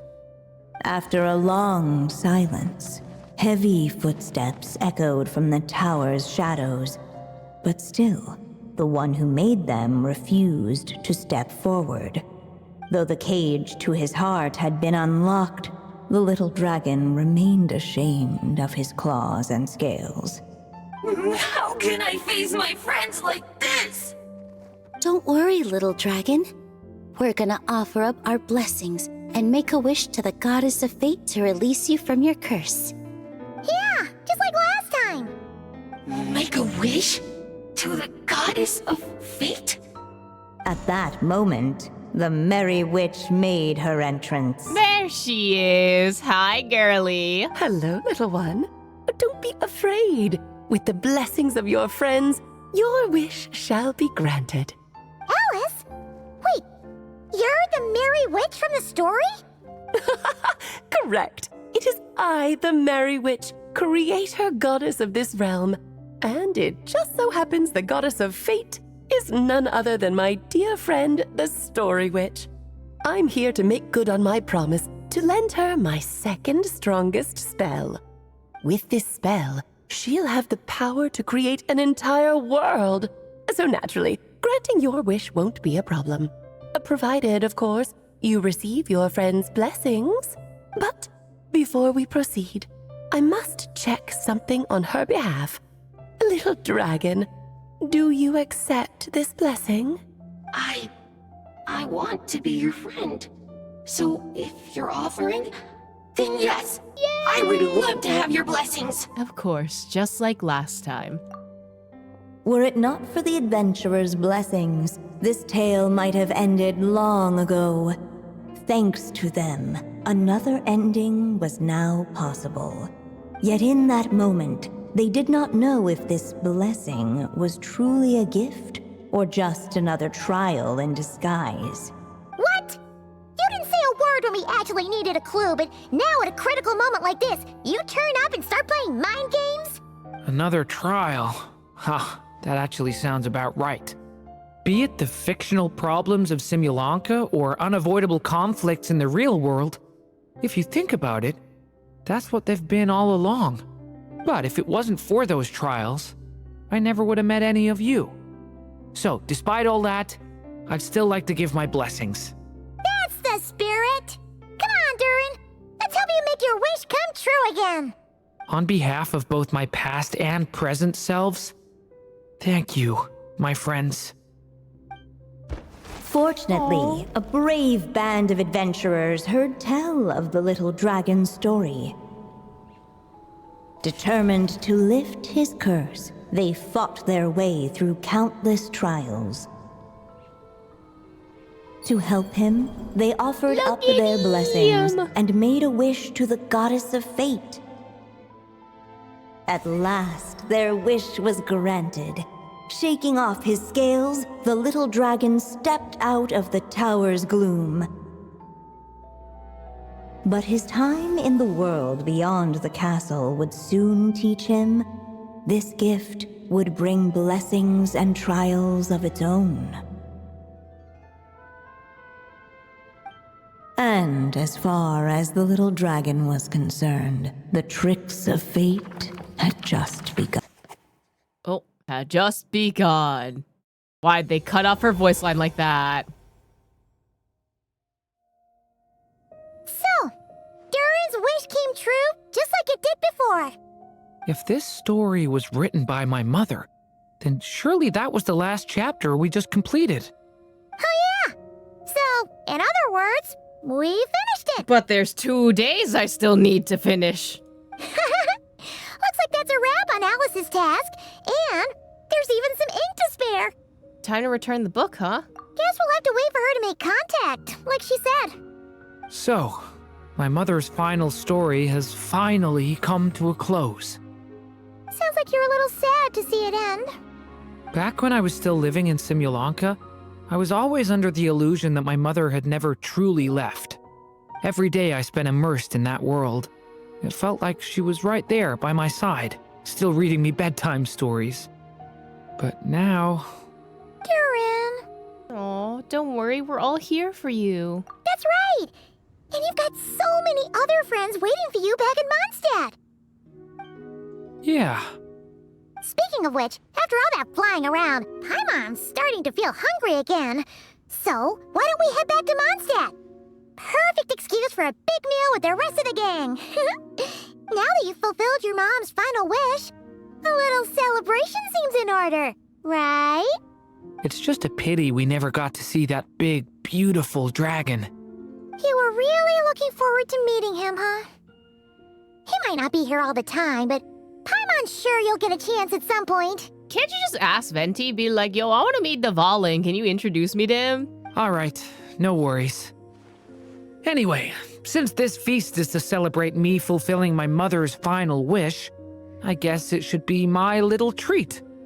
Pretty sure that's how humans do it, right? Yeah, close enough. We Nuh-uh. also split seas. This one's on the Traveler and Paimon. Celebrating each other's achievements is what friends are for. We could just split. Honestly, when it comes to who treats who, human rules are so complicated. Right? I don't understand it either. Like, if I'm asking someone for, like, to hang out, to celebrate, like, normally we split. But if I can, and if I have extra money, then I'll spend it on them. And then I won't do splitsies.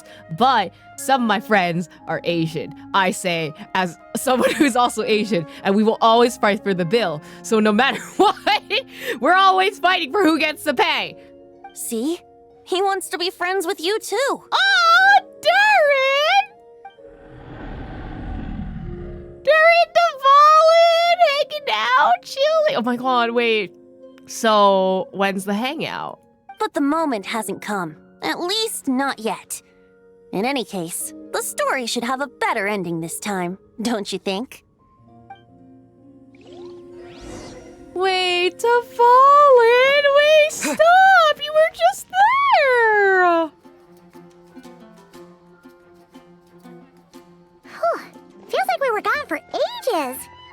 Hopefully, everyone's still here. So, your adventure was a success, huh? Want to grab a drink to celebrate?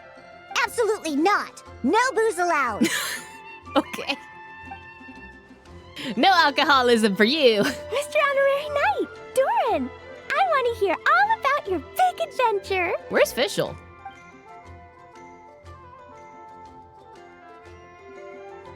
We're gonna order a big meal for everybody first. We'll talk while we eat. Yippee! Excuse me. Did I hear you call him Durin just now? But wasn't Durin the evil dragon that fell on Dragonspine? Some people have multiple names, but also yes, that's the same one. Come on, miss. This Durin isn't that evil dragon from Dragonspine. Albedo said... well, it was kinda confusing.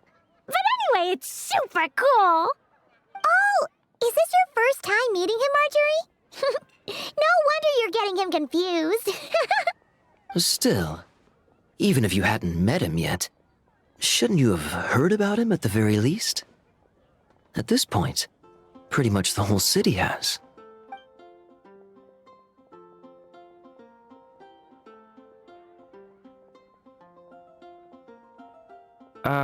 Why is everyone... I don't know either. So, what exactly is his connection with the evil dragon? Wait, but those horns on his head... Surely he's not a... I mean, yes, he's a dragon. Did we not establish this before? Did everyone just forget about Durin? Right. No, that can't be. That's so weird. Uh-oh. You okay, buddy? Uh-oh. The tricks of fate had just begun. Buddy? Watch out! What's going on? Stay calm.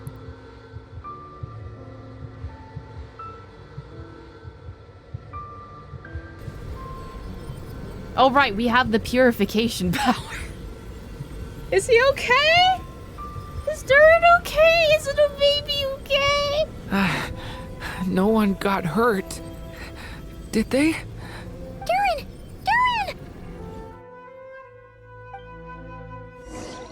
You asked Barbara to tend to Durin and then settled him in a guest room. Is he okay? Is my precious boy okay?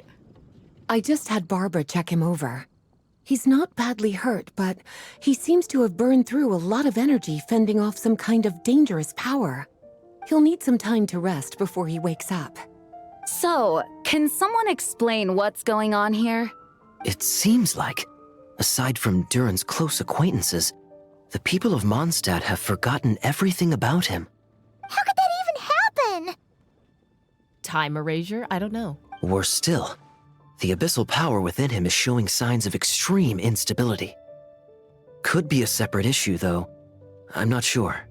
If the abyssal power inside him spirals out of control, Mondstadt will be in grave danger. Maybe we should ask Albedo? I completely agree. All right then. As acting Grand Master, I'll send a letter requesting Albedo's immediate return. Until then, the Knights will watch over Durin. That's pretty much all we can do right now. Also, allow me to look after this book for now. If you need to consult it, just drop by my office. Do you think the book might have something to do with what's happening? I think the book is the trial that, Andersdotter was talking about. It's possible. It's just weird that Alice still hasn't contacted us. Maybe we should head back inside the book and take another look. Oh, but quest is done. Interesting, but they're just like, hey. Okay, so I guess Paimon prompting us is just a side thing. No need to worry. He's stable for now. Kali was really looking forward to hanging out with Durin. We'd better not tell her what's happened to him just yet. I'll have the Knights notify you as soon as he wakes up. I guess we have to check the book then. You say anything? Durin! It's okay, you'll be fine! I'm climbing the walls. It'll be fine! I'll be back. Well, there's the book. step back into the story. We didn't spend any ink in this chapter, which is the interesting part. Like, not even a single drop of ink was spilt. Anything in here that's different? Well, you guys are here now. The story's witnesses arrived at a hidden nook tucked inside the towering walls, a place tied to one of the little dragon's most cherished memories. Within those memories lived the friends he made in the castle. Hey, you're all still here! Guess that's proof that Durin's friends from Simulanka really do hold a special place in his heart. Hello again, golden-haired traveler and silver pixie. How fares the little dragon on his journey? Well, there's been some complications. Almost everyone seems to have forgotten who he is. What? But I still remember him. I haven't forgotten him either. Neither has this cat in the box. That's good news! At least Durin's friends still remember him. Okay, we'll just have to find a way to help everyone else remember him too. Oh, wait. Are we missing someone? Ah, you mean that stray cat? He doesn't want to see the little dragon. And he's been hiding from the rest of us too. God damn it. Wanderer, come out. A stray cat must be that wandering Tom. Seriously? What's his problem? He won't tell Durin what's bothering him in the real world, and now he's hiding from him in the story world too. His hiding spot's over there, but he won't talk to us. Maybe you could try instead? Leave it to us. Hey, Mr. Wandering Tom. How come you're hiding from the little dragon? You came all the way over here just to ask me that. Yes? Ha! So you can talk. You just said it yourself. A lot of people don't even remember him. Yeah? So? So don't let him get anywhere near me. What's that supposed to mean? Hey! Ugh! We're getting the silent treatment again! It's cause he doesn't want to forget him. Cause he's best friends. Oh, they don't even show a cat model. They're just like, nah. But how could everyone just forget him like that? Does he need another blessing? He was bound to face challenges in the world outside the castle. It would have been a pretty boring journey otherwise. If you ask me, the less eventful a journey, the better. You literally don't touch grass. You're in a box.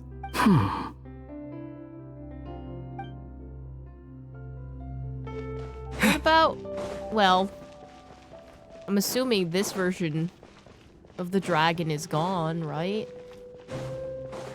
You peer behind the curtain and no one is there. Well, nothing I can really do except for wait for him to wake up. It's still very weird that we never got anything to use the ink on. Like, we had like 8 bars or something still left. Unless they're gonna be like, oh, you're gonna need all the ink in the last chapter, and it's gonna be all gone, and then that's all you'll have to remember by your mother, and that was it. I don't know, I'm just making stuff up now. Hey! A letter from Jean! Looks like Durin's woken up. Let's go see how he's doing. Jean!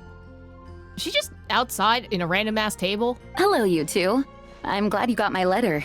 Durin's awake and waiting on the bench over there. I'm here if you need help. Just give me a shout. So sad in the corner. Oh, my precious baby. Don't worry about us. We'll be fine. Oh, hey, you two. I just remembered what happened right before I passed out. Thanks for holding me back. I shudder to think what might have happened if you hadn't. Girlie, that was basically like a medical emergency. You're fine. Don't blame yourself. Don't worry about that for now. Are you all right? I'm fine now.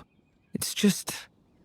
a lot of people seem to have forgotten me. Which is weird, and also, it's giving time shenanigans, or I don't know, because, like, how do you just get rid of a memory of an entire person? Like, minus Mandela effect, maybe, but, like, it's still really weird, and I chalk it up to magic somehow. Don't worry. We'll figure out a way to fix this.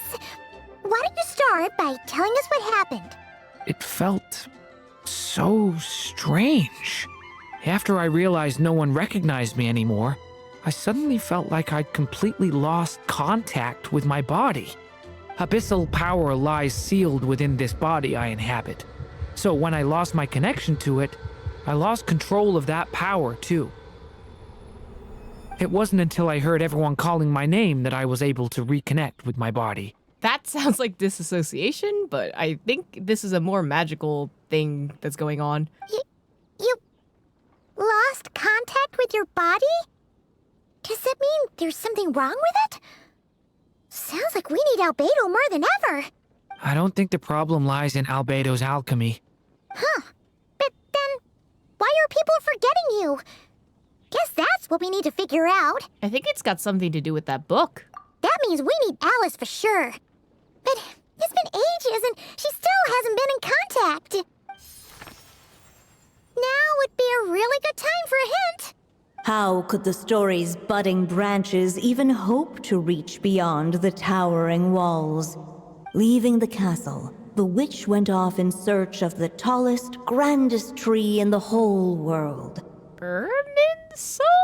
High up in the canopy of that tree, she sought a resting place, a refuge where the little sapling might take root.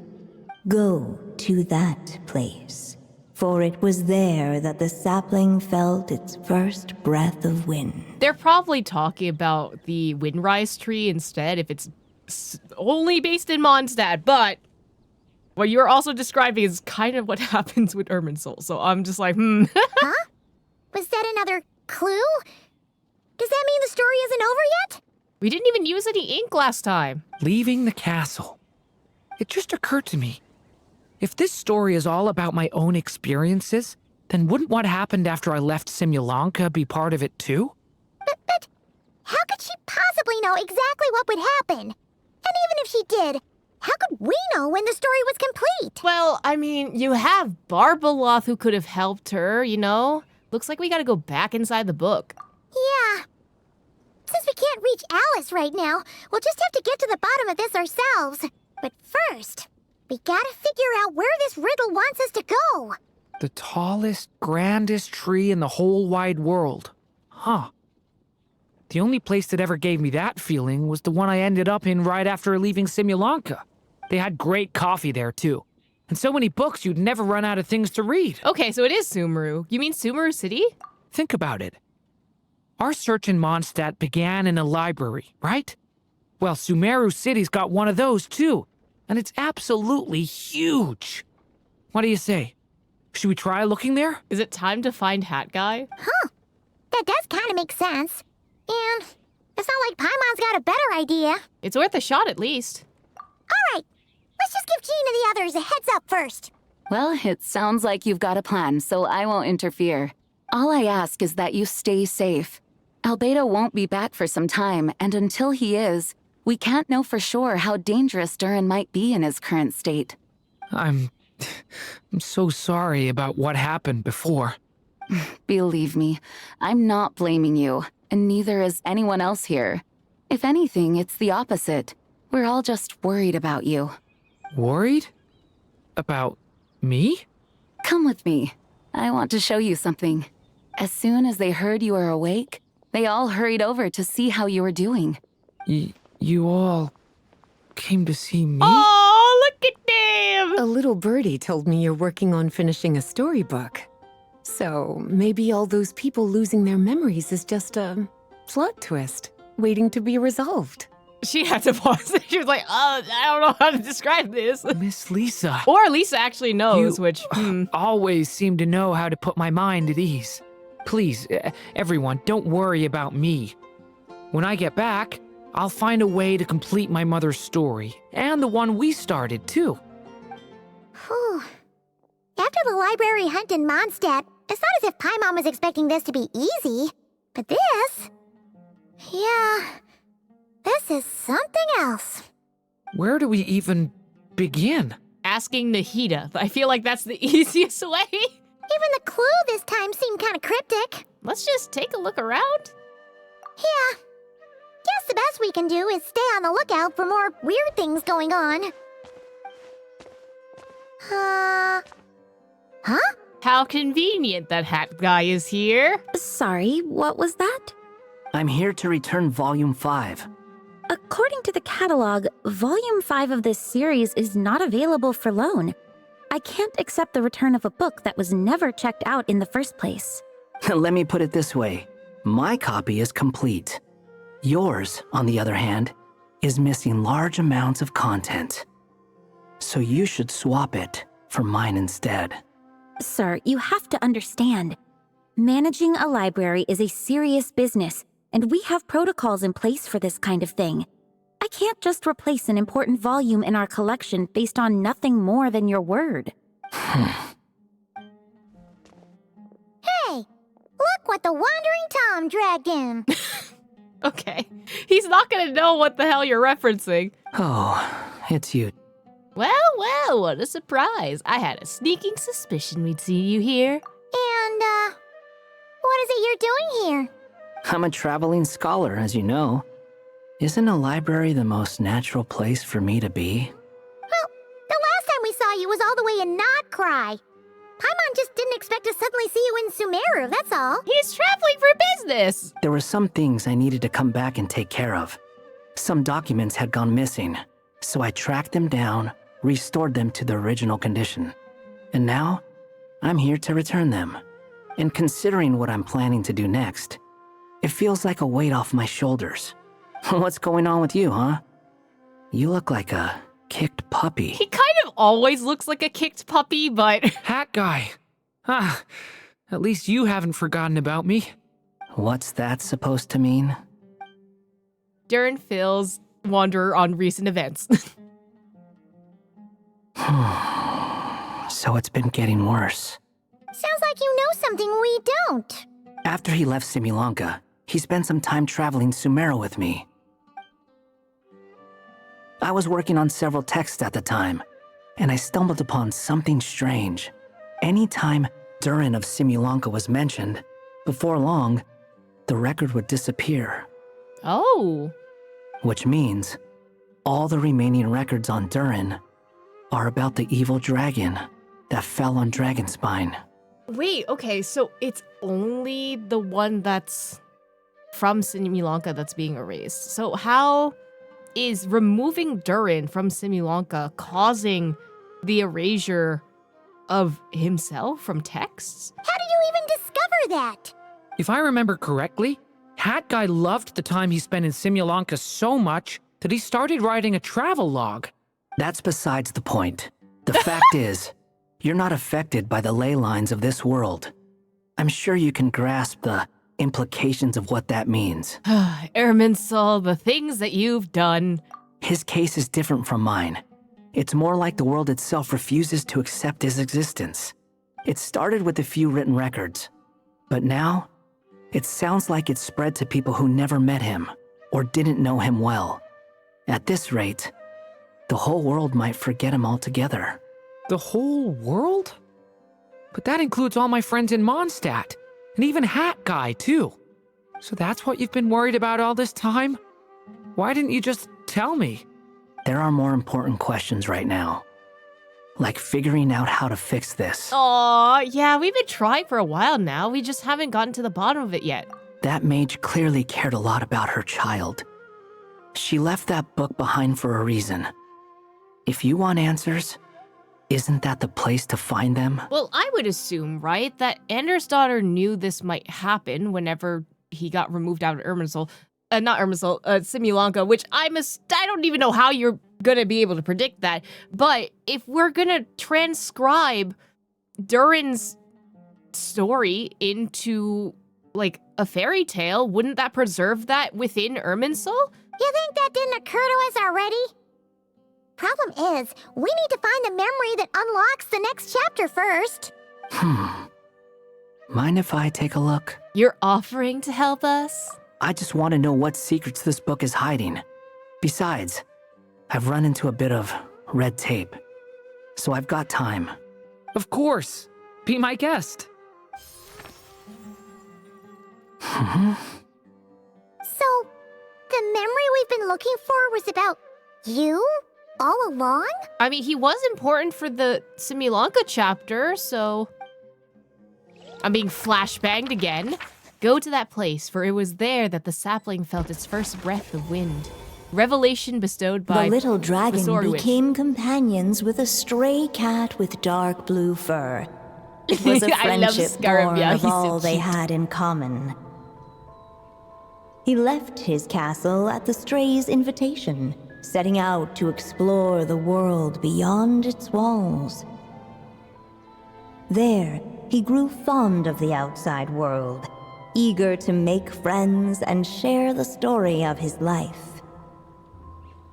Taken by the dragon's story, the stray tried to write it down. So, the travelogue that she was talking about. But he soon realized that no matter how he tried, it would always warp into the evil dragon's tale.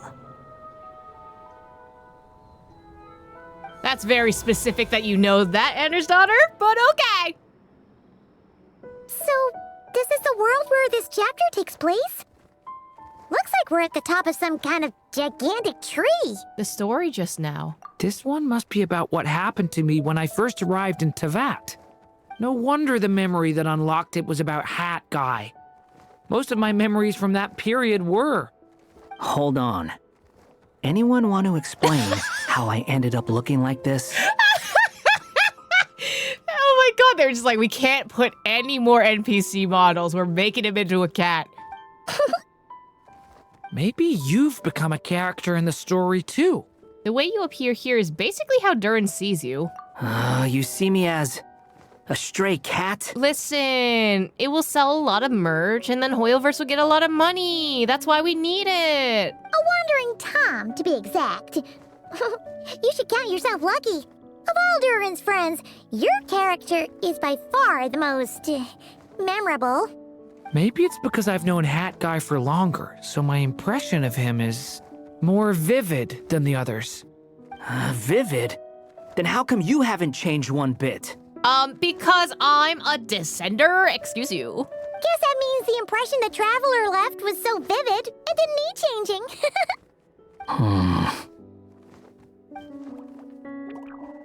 Hello, everyone! Ready for today's adventure? Oh, look at you, diminutive Durin. It's the storybook Durin. Oh. So you're not playing yourself in this one? I guess not. Does that mean the two of you have even more memorable roles to play? This is Alice's magic we're talking about here. She's the only one who makes sense of it. Where are we going today, kitty cat? Whatever. Just follow me. Same as always. Okie dokie. Can we chat along the way? If you have something to say, just say it. Was that seriously how the two of you communicated when you first got here? Yeah, I mean, wait, Paimon, you were a part of the Simulanka experience. He did the same thing while he was there. Yep. Yep. Anyway, how do we get ourselves out of here? Usually, the narrator gives hints to help us figure out what to do. Speaking of which, about time we got some of those, don't you think? The story's vines had woven themselves together into a giant tree, the boughs of which a little storyless dragon now paced, homeless among its leaves. He had to find a way to leave this place and set off in search of a home of his own. If he stayed, the world would erase him from its memory altogether. To leave this place? But where am I supposed to go? The little dragon felt completely lost. Just like the vines, the road ahead branched off into different directions, twisting and turning before disappearing into the mist. But as luck would have it, a prophetess waited up ahead. Perhaps she might know where each path might take him. Hi, Barbie. So we had Alice in one of the other ones. I'm assuming maybe... Well, if this is right after he left Simulanka, right? He would still be Mini Durin. So the next chapter has to have Andersdotter in it.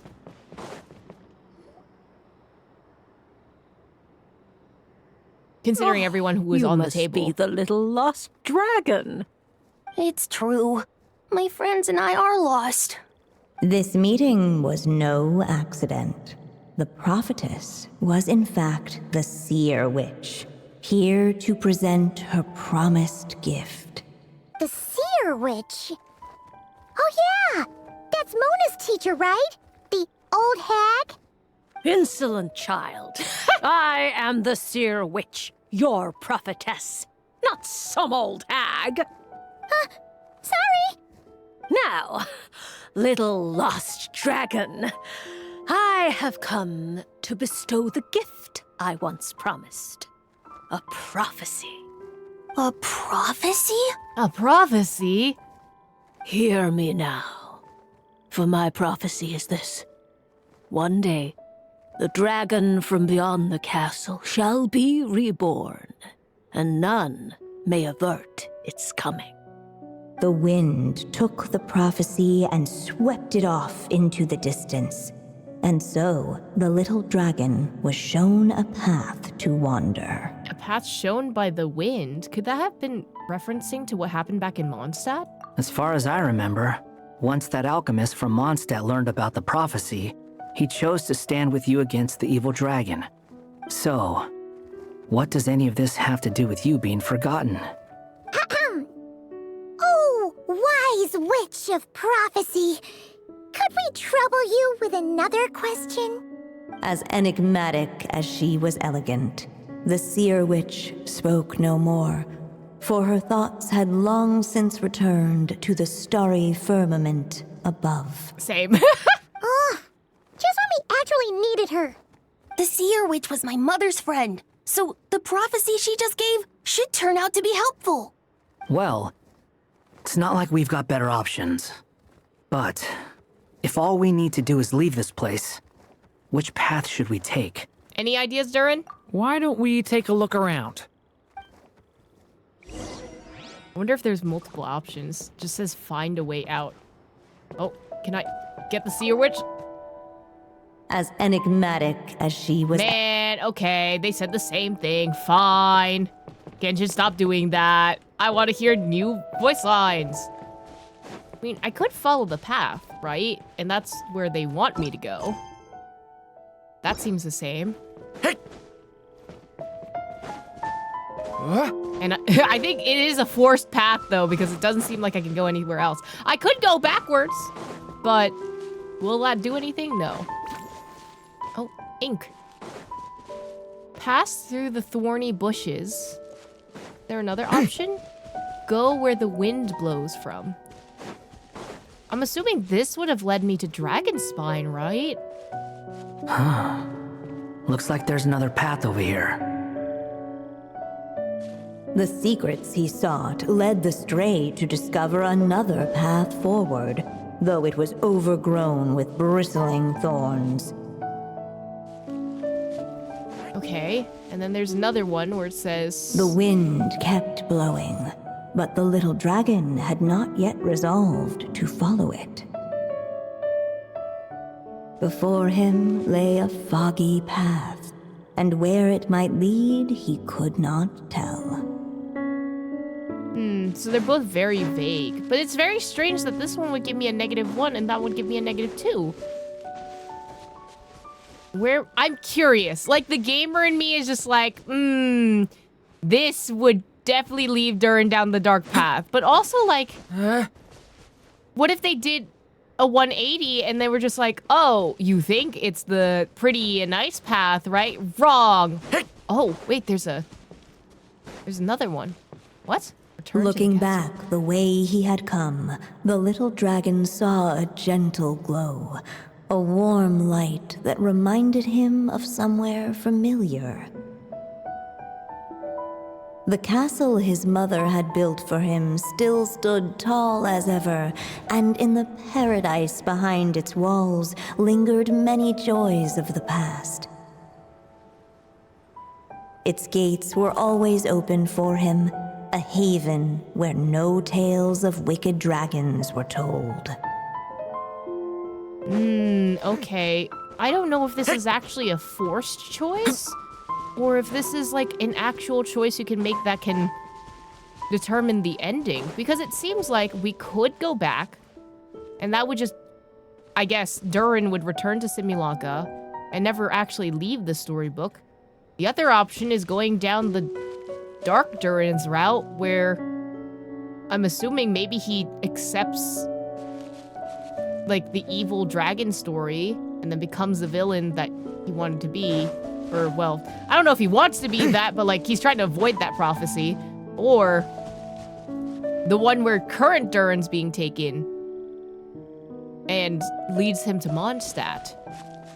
I'm gonna go with Mondstadt, because I feel like the high cost has to be there for a reason, right? We didn't use any yesterday, so that'd be one extra, right?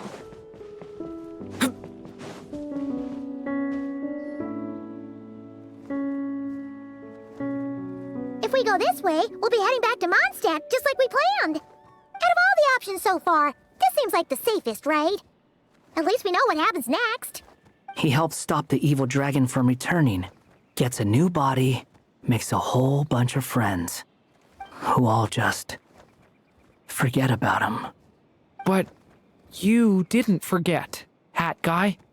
I'm just saying, choosing this path wouldn't solve the main problem. You'd still end up being forgotten. Huh. Maybe future chapters hold the answers? We just need to keep the story going. I'm not against choosing this path. I just wonder what secrets it might be hiding. Right, and the fact that it was just like, oh, it's foggy, so we don't know what will happen. Also, that smile is disconcerting. I don't know why.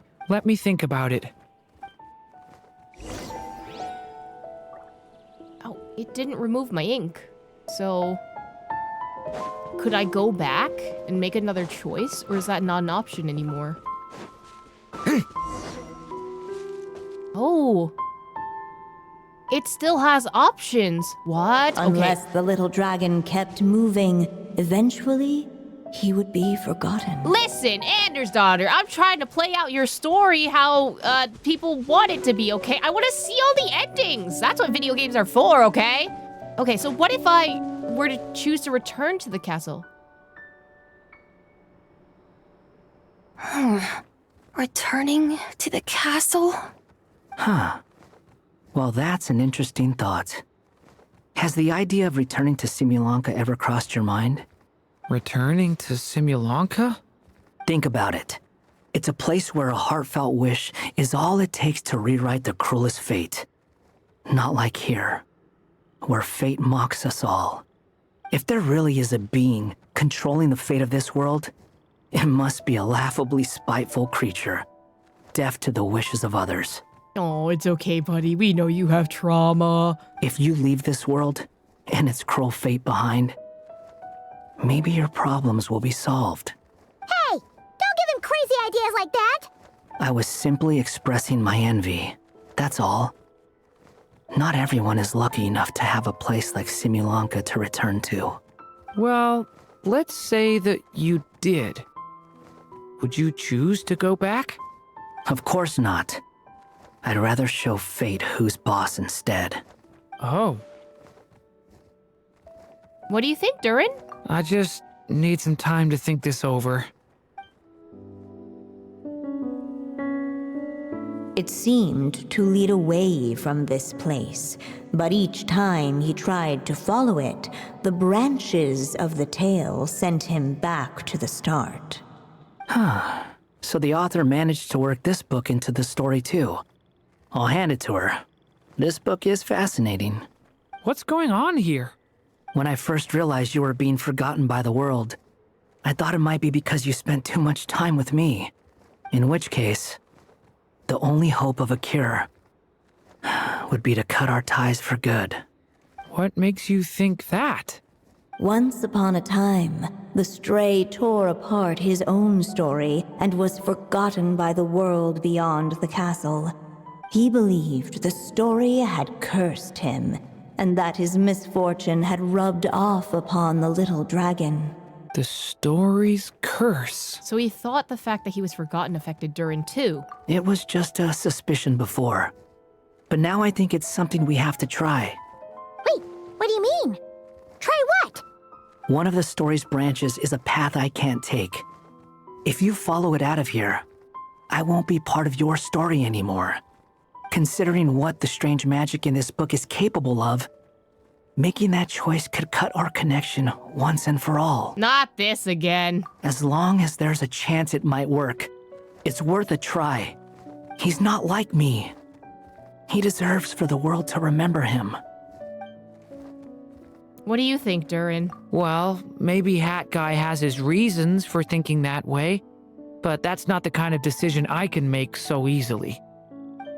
Oh god, okay. I'm not sure. I'm genuinely not sure.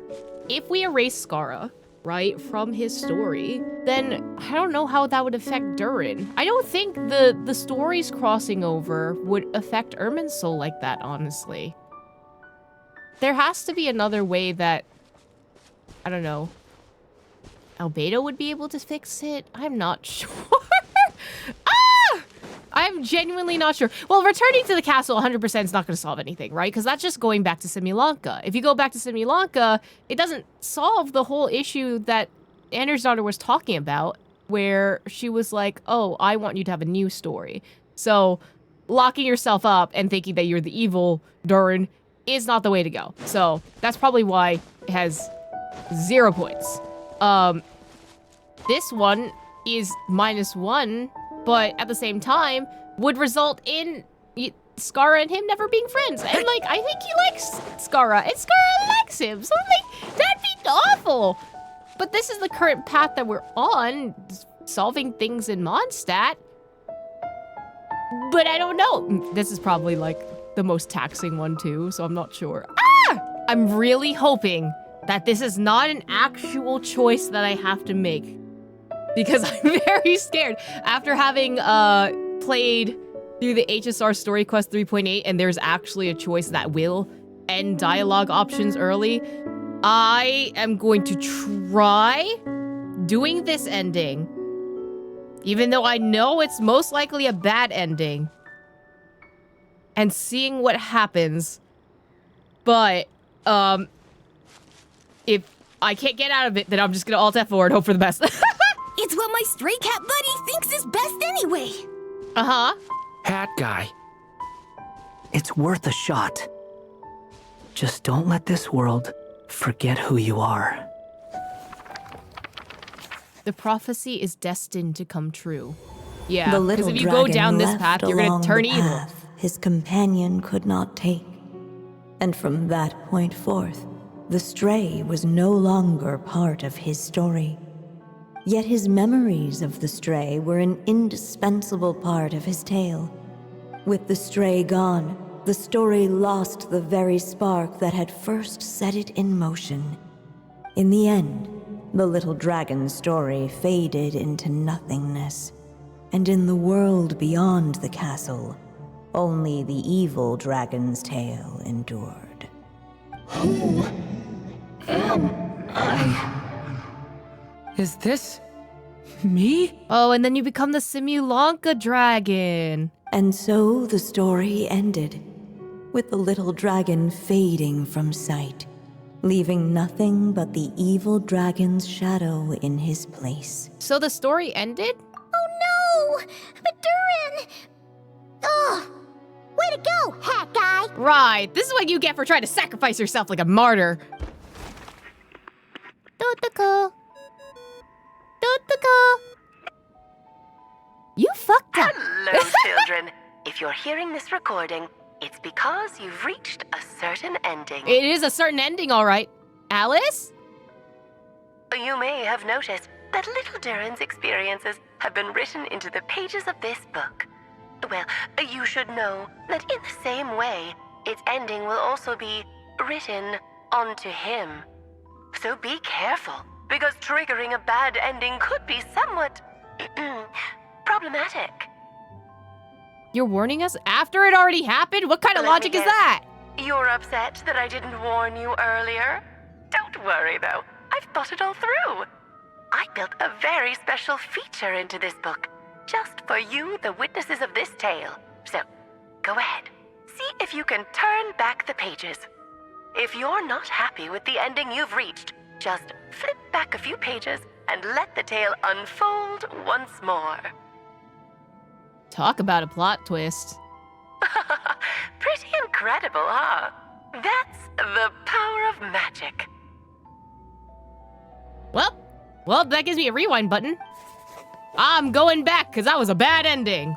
Okay, well, if that means that I can go through all the bad endings before I go through the good ending, which I'm assuming is the one that's -2. That last ending was awful. No way we're picking that path again. What are you even talking about? Hurry up and pick a path so we can get out of here. So Scar doesn't remember, okay. Let's pick one together. Sounds like the others aren't aware of what just happened. But Paimon's not sure how we'd even explain it. Guess all we can do is warn them if they're about to choose wrong again. Warn them? Wait, okay, wait a minute. I have to test this out. Oh, there's no thing on this anymore. Okay, wait, I want to hear what happens if Paimon warns them. It seemed to lead away. If we go this way, Durin will forget about you. What? You'd be choosing a branch of the story that I can't take. Paimon might be right about that. But, at the same time, it could be the answer to your problem. It's worth a shot. That won't solve anything. Yeah, you're one of Durin's best friends. His memories of you are extremely important to him. And what Paimon's trying to say is, if Durin forgets you, he'll never be able to complete his story. Fair enough. I guess we'll just have to keep searching. Is there anything that happens if I keep pushing forward? That's a new question.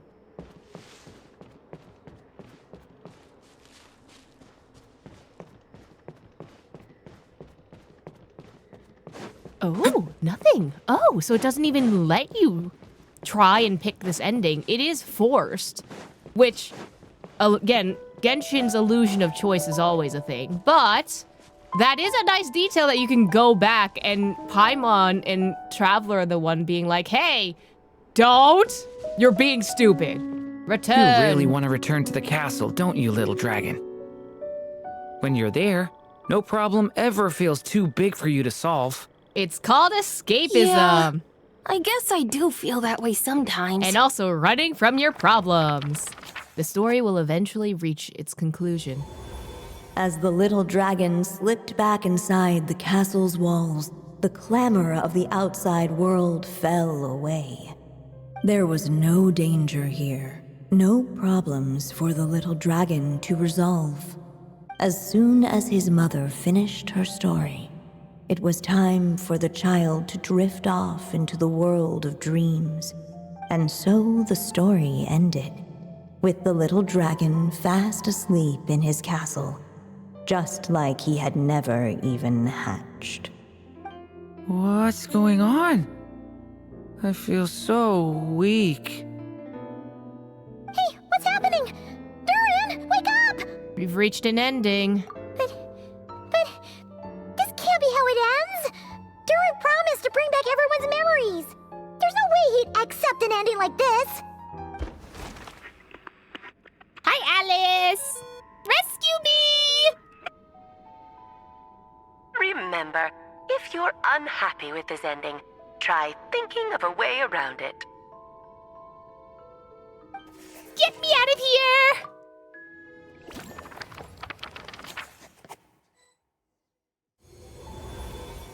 All right, well, Paimon, tell me that I'm gonna make a terrible decision. That's not the... Looking back the way he had come, the little dragon saw a gentle glow, a warm light that reminded him of somewhere familiar. If we go this way, we'll be returning to the castle. Returning to the castle? There's nothing challenging for you back there. You'll end up stuck in one place. Yeah, you'll just be hiding from your problems and pretending like none of this ever happened. Is that really what you want, Durin? I see. Oh, this one's a lot shorter than the other one. If it comes to it, we'll just have to try warning Durin again. We gotta go the actual way. The actual story. Because when has Genshin ever given us a choice? But the little dragon had not yet resolved to follow it. Before him lay a foggy path, and where it might lead he could not tell.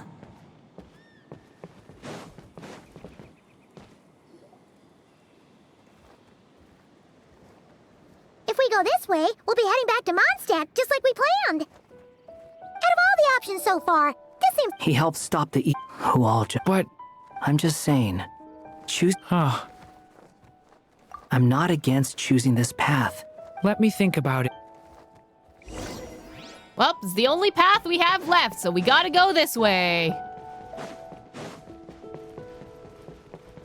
Go I still to think where you the should wind keep blows going, from. little dragon. If you leave the castle, you can accomplish something amazing and make a bunch of friends along the way. Really? Then let's go! Unable to preserve his story, well, this the is little different. dragon wandered astray. Fortunately for him, a certain prophetess had left behind a prophecy to guide him.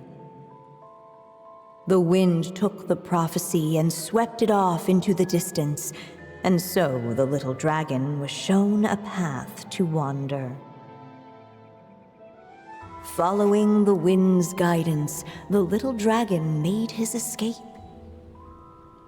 In turn, the prophetess affirmed the little dragon's choice, leaving an extra secret as her parting gift. Ooh, secrets! I love me some secrets.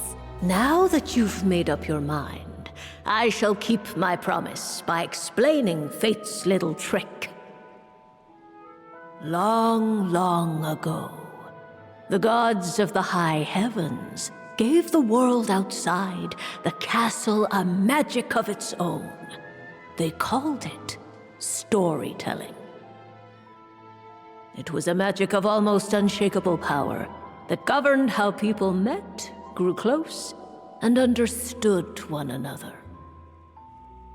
Each person had a story meant for them and them alone, one whose ending was written in the heavens long ago.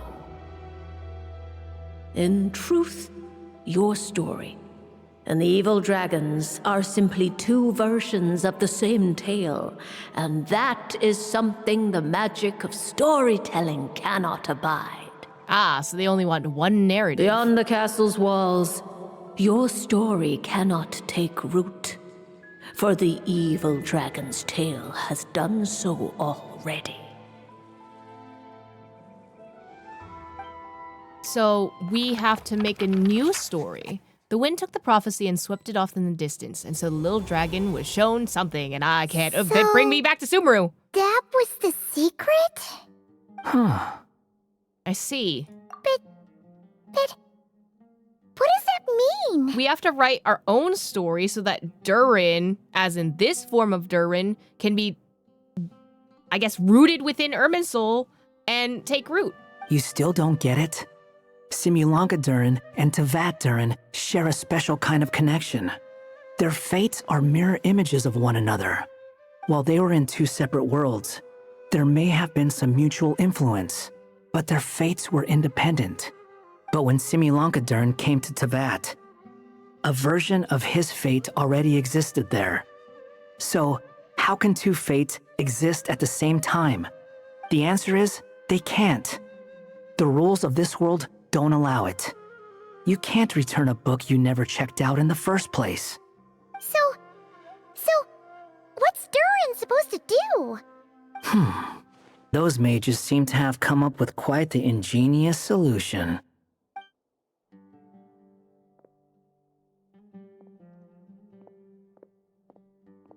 I'm here to make a return. As I said, there's no record of Volume 5 of this series ever being checked out. Then just think of this as Volume 6. Based on what I know, the author was planning on publishing another volume anyway. The catalog does have a slot reserved for Volume 6. So, this is it? Sure, let's go with that. All you need to know is, I'll be the one writing this series from now on. You...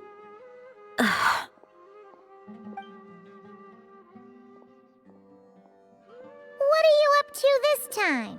Writing. Remember the red tape I mentioned before? Well, I just took care of it.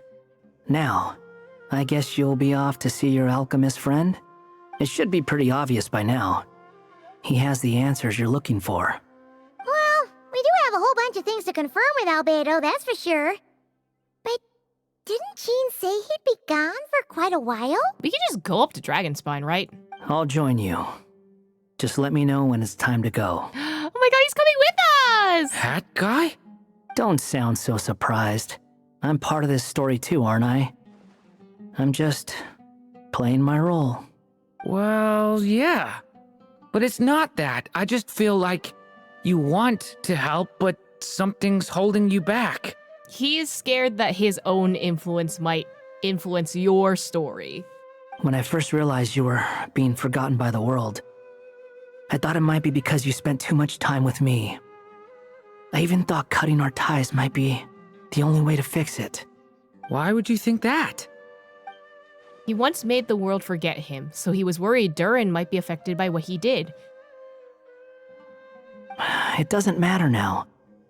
Judging from the answer this book has given us, I was probably overthinking it. Make that definitely. Just as well.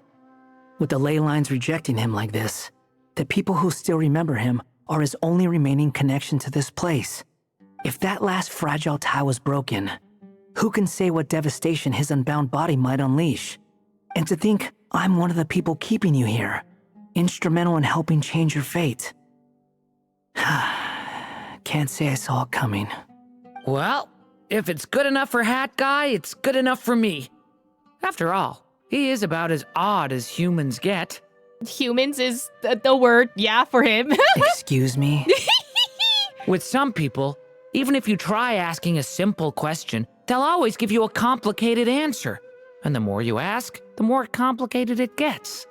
Truth is, Hat Guy's just that kind of guy. Sometimes for sure, but he isn't always like that. Whatever.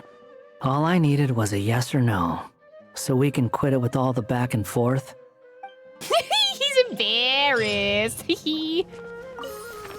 Oh, I opened the book. I didn't want to. I wanted to talk to them first. Before I do anything. I'm sticking around for the next few days. So, when it's time to go, you know where to find me. You say anything, Durin? If you feel like stepping back into the story, just come find me. How many lines did he have to record just for him to go like, if you want to come back to the book, go here? I guess 4, because last time he was passed out. Okay, now we can go inside the book. Hey, it's Mona's the seer witch. How come she's still here? Well, the witches were all there on the second day still, even after the book chapter ended. Who goes there? Can you not see? I am busy stargazing. Girl, with what stars and with what light pollution? Ah! Looks like she's back with us. Hey, since we've got the chance, why don't we ask her to read our fortunes too? After all, according to the book, her prophecies are meant to be super accurate. Yeah, but the book was meant for Durin, and also I don't think, as much as, witches' magic can do everything, I don't think they would account for, me trying to ask about my own prophecy. The only thing is, Paimon's not sure how we're gonna convince her to do that. By paying her, maybe? How dare you? You take my fortune-telling for some kind of street performance? Sorry. Paimon's just curious how accurate it is. Very well, then. I'll show you what my wisdom can do. Come forth, Silver Sprite. Let me see what fate has in store for you. Ooh, okay, Paimon lore. Ooh. You truly wish to know your own fate. Come on, enough with the suspense already. Is it good or bad? Oh. Staring in Asmodee. Oh. Man. Listen, I know she's Asmodee, maybe, but... Oh.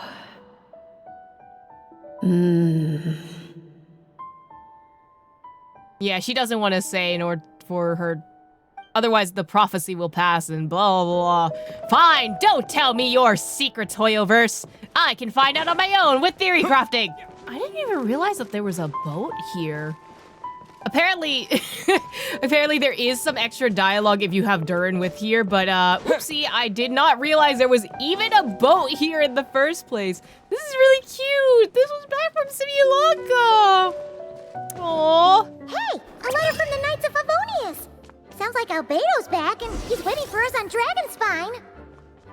No time to waste. Let's get going. So this is the other Durin, huh?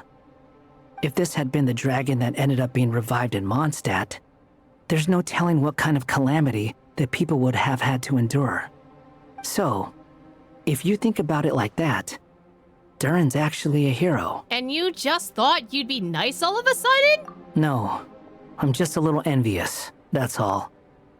Not everyone gets a chance to be a hero. And then Suspedo comes up from the back and stabs us even though he's dead. Actually, most of the credit belongs to Albedo. Then again, barely anyone even remembers you at this point. So I guess there's not much left to envy. Okay, and then you're going back to being sassy. This is you, dead, in the past. It's your corpse. You...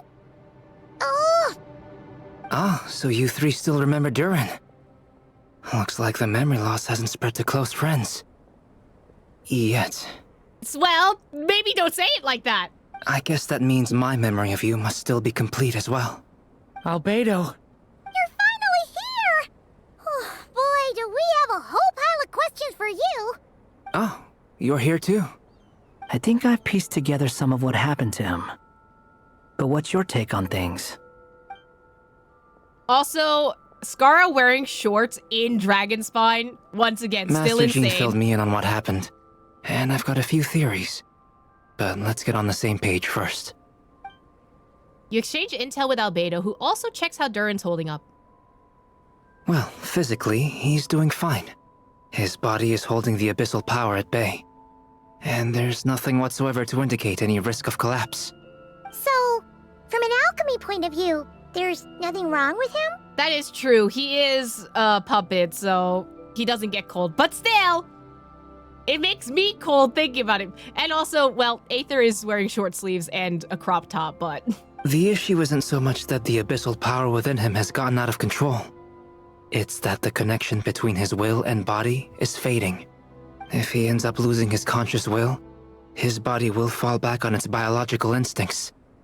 And that's when the abyssal power within it will take over. But if that happens... This book mentioned a witches' gathering. It seems like quite a few of these witches got themselves involved in Durin's case. Which brings me to my theory. Bringing fairy tale Durin into this world to replace the Durin on Dragonspine means using one Durin's fate to overwrite the others. But the power of alchemy alone would not be enough to pull off such a feat. It would have required the combined use of Miss Barbeloff's astrology, my teacher's alchemy, and Aunt Alice's magic. After learning of Miss Barbeloff's prophecy, Durin and I finally came up with a way to settle the Dragonspine Durin problem for good. And I took care of the alchemy side of things, which, looking back on it, seems to have been a part of their plan all along. So now, there's only one thing missing. The magic, right? As for the fate theory our friend in the hat just mentioned, I still can't figure out how any kind of magic could possibly influence the fate of Tevat. But I'm certain that the answer lies within this book. So, the reason Alice had us complete this book was to make that magic possible? A form of magic powerful enough to rewrite fate itself. Well, we've no time to lose. I just need to take a look at the book. The next part of the story most likely relates to me. So the memory that unlocks it must be connected to me too. Right, I was expecting Andersdotter to show up at some point, so... Huh? Why did you, huh? The giant tree was home to a broken branch, the shape of its splintered arm aligning perfectly with the branch that had burst forth from the castle walls. Join yourself to that broken bough, for there you may take root at last, and henceforth bask in the sun and rain of the world beyond the castle. But first, fetch the stickiest clay and let it bind the scar of the break. I see. What? What clay are we getting?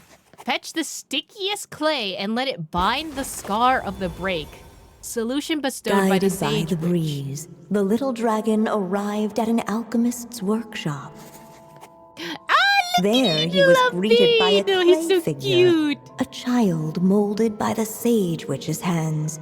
Well, isn't he made out of chalk? Though Slightly gentle in different. appearance, he had inherited his mother's cold, sharp wisdom. Hi, Rhindaughter. And he was determined to avert the calamity the evil dragon would bring.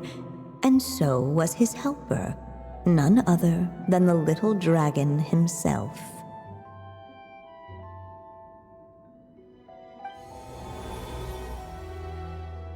Oh, that's a big test tube.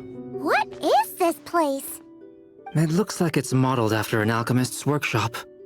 Or rather, a cliched stereotype of one. Traditionally, homunculi were clay figures. Oh! Then why is albedo made out of chalk is now a new question. Albedo? Hold on. Oh my god, Why he's a do I toy look like version this? of him! Oh, yeah! We forgot to tell you.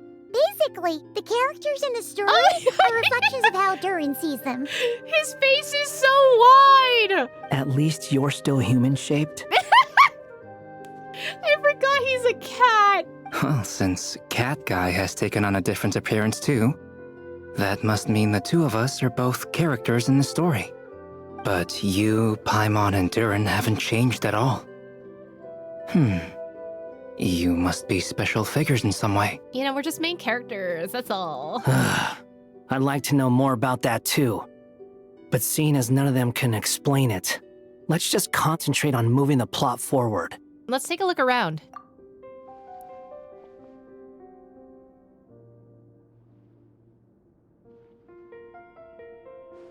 There's an hourglass, which is interesting.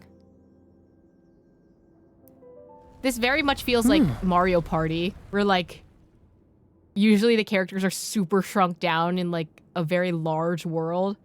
Is that a hidden path? And just like that, Oh, the why is group it grayscaled? stumbled upon a hidden passageway. Intricately crafted, it seemed to lead them towards another exciting chapter of the tale. Come on! What are we waiting for? Next chapter? Here we come! Ouch! Oh. But this was a chapter that had not yet been written. Ahead of them was a storyless void, and they could go no further. So we have to write the story, right? What? Then what's the point of having a path here? Maybe the author had a flash of inspiration and then their mind went blank? Sounds Writer's like a block? pretty bad habit for a writer. No! Have you ever read? Sometimes that happens!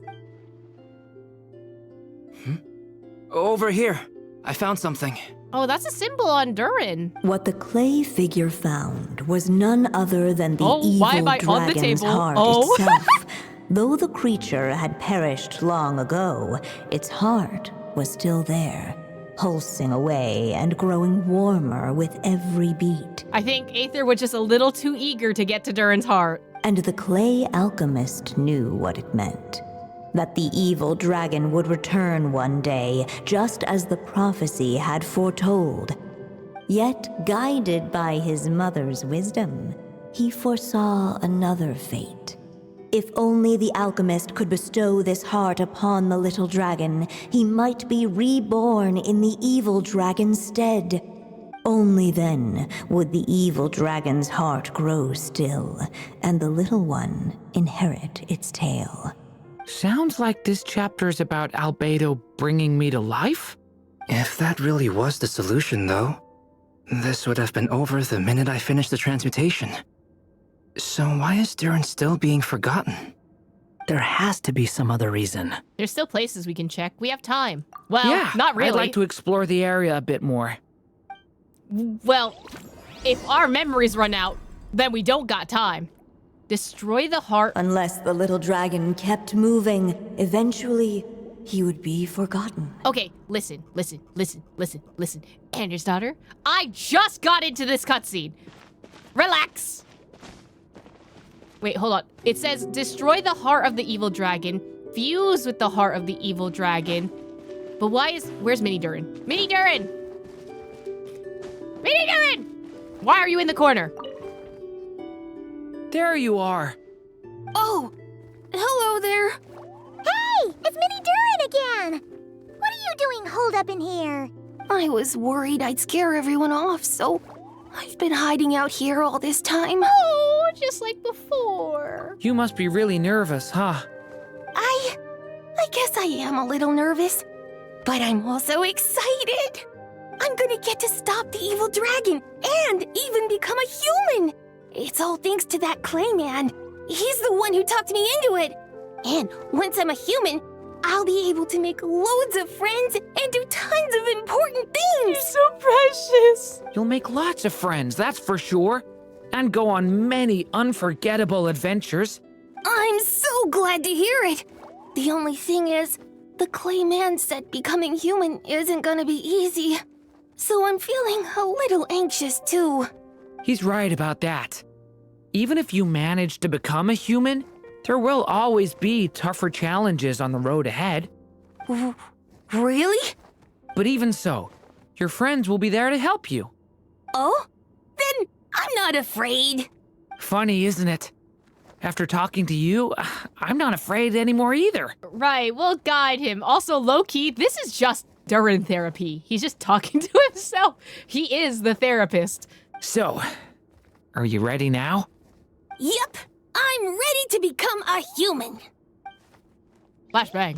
What the clay figure found was none other Wait, than that's how you progress the evil story? I wanted dragon's to heart see the other itself. endings! Though the creature had perished long ago, its heart was still there, pulsing away and growing warmer with every beat. No, I didn't want to progress. I thought... And the clay alchemist knew what it meant. I didn't realize that that the evil not picking dragon the would other two was return not... one day, just as the prophecy had foretold. Yet, guided by his mother's wisdom, he foresaw another fate. If only the alchemist could bestow this heart upon the little dragon, he might be reborn in the evil dragon's stead. Only then would the evil dragon's heart grow still, and the little one inherit its tale. At last, the little dragon accepted the evil dragon's heart. Wow. Self-acceptance. And a new life came into being. The evil dragon's heart beat in his chest, and the little dragon's soul guided him forward. Thus did the prophecy hold true, even as fate had been rewritten. And so was the little dragon born anew. Man, I really wish that they differentiated, like, hey, this will progress the story if you click this one. Like, kind of what HSR does, like, where they have the two different icons where it's just like, these ones will progress the story and these ones won't. I wish they had that for this, because other times, when you looked at stuff around the area, it wouldn't progress the story, but this one did.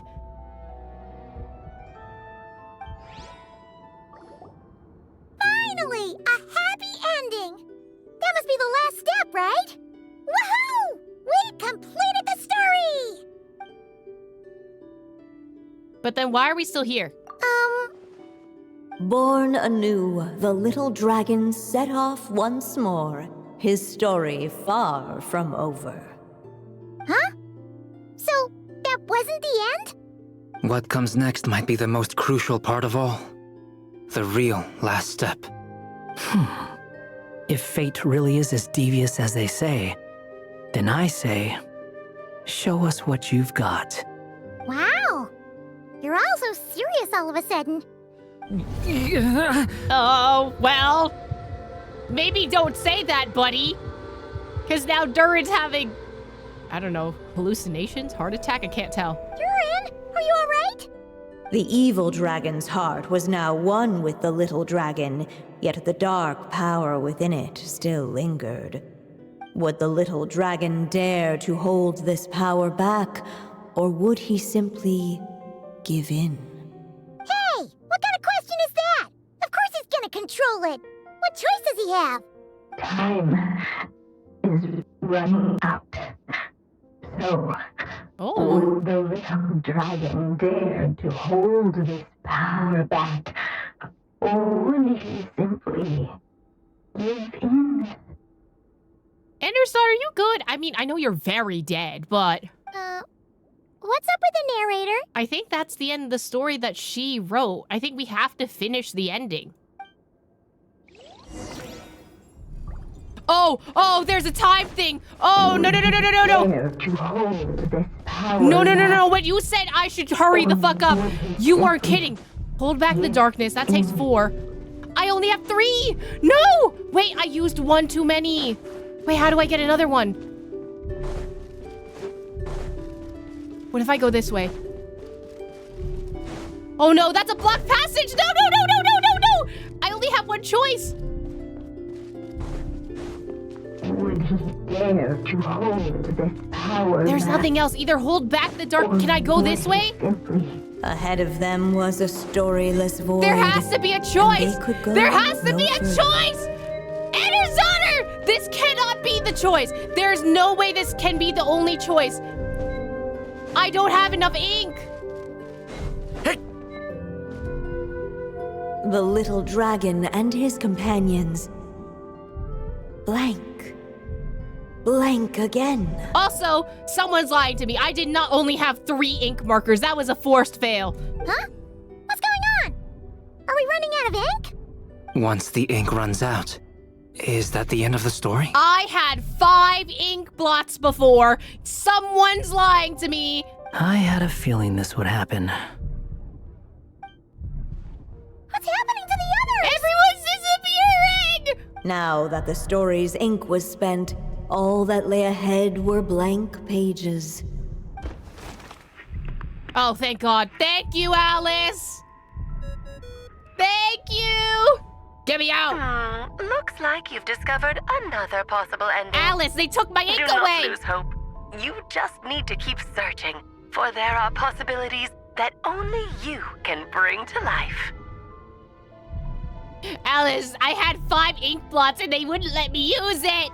They're making me do the bad ending. The other way was an ending in the previous version to go back to... Oh, okay, so I did that one in the other version to test it out. So I guess if you do that once, you can't do it again. Go back. We are gonna rescue him. The illusion of choice. Would he dare to hold this power back? Or would he... Wait, can I press 0? Or was that the give-in option? If I stay here, I think that's given, but I had 4, so you're a liar. Not enough ink? Seriously? Guess we need to turn to our other options, which is nothing. Oh, why would you use up my timer then? Oh my God, it's gonna send me to the bad ending again. It's gonna send me to the bad ending. Can I not do this one? Go. Ahead of them was a storyless void, and they could go no further. Let me in! Ahead of them was a storyless void, and they could go no further. Would he dare to hold this power back? Or would he simply give?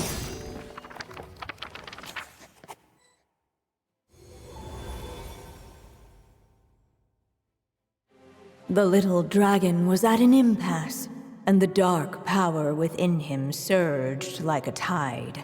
I don't know what I pressed for this ending to happen.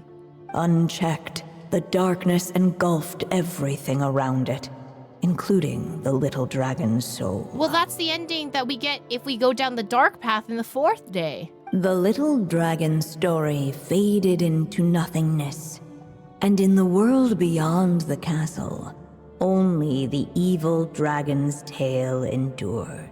Okay, so this is what happens if you run out of the timer. Is this me? Which is...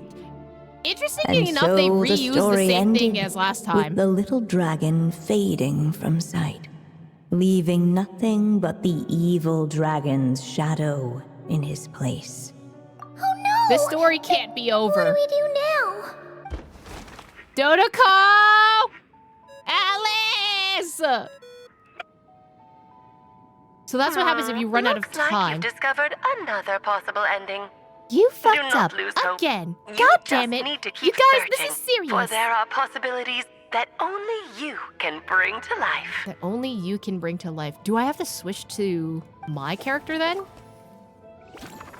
I think what's making me panic is the fact that there's a timer. If you don't give me a timer. What's going on here? Why isn't the story letting Durin just suppress the abyssal power? It keeps getting stuck. He's having heartburn. Get him out.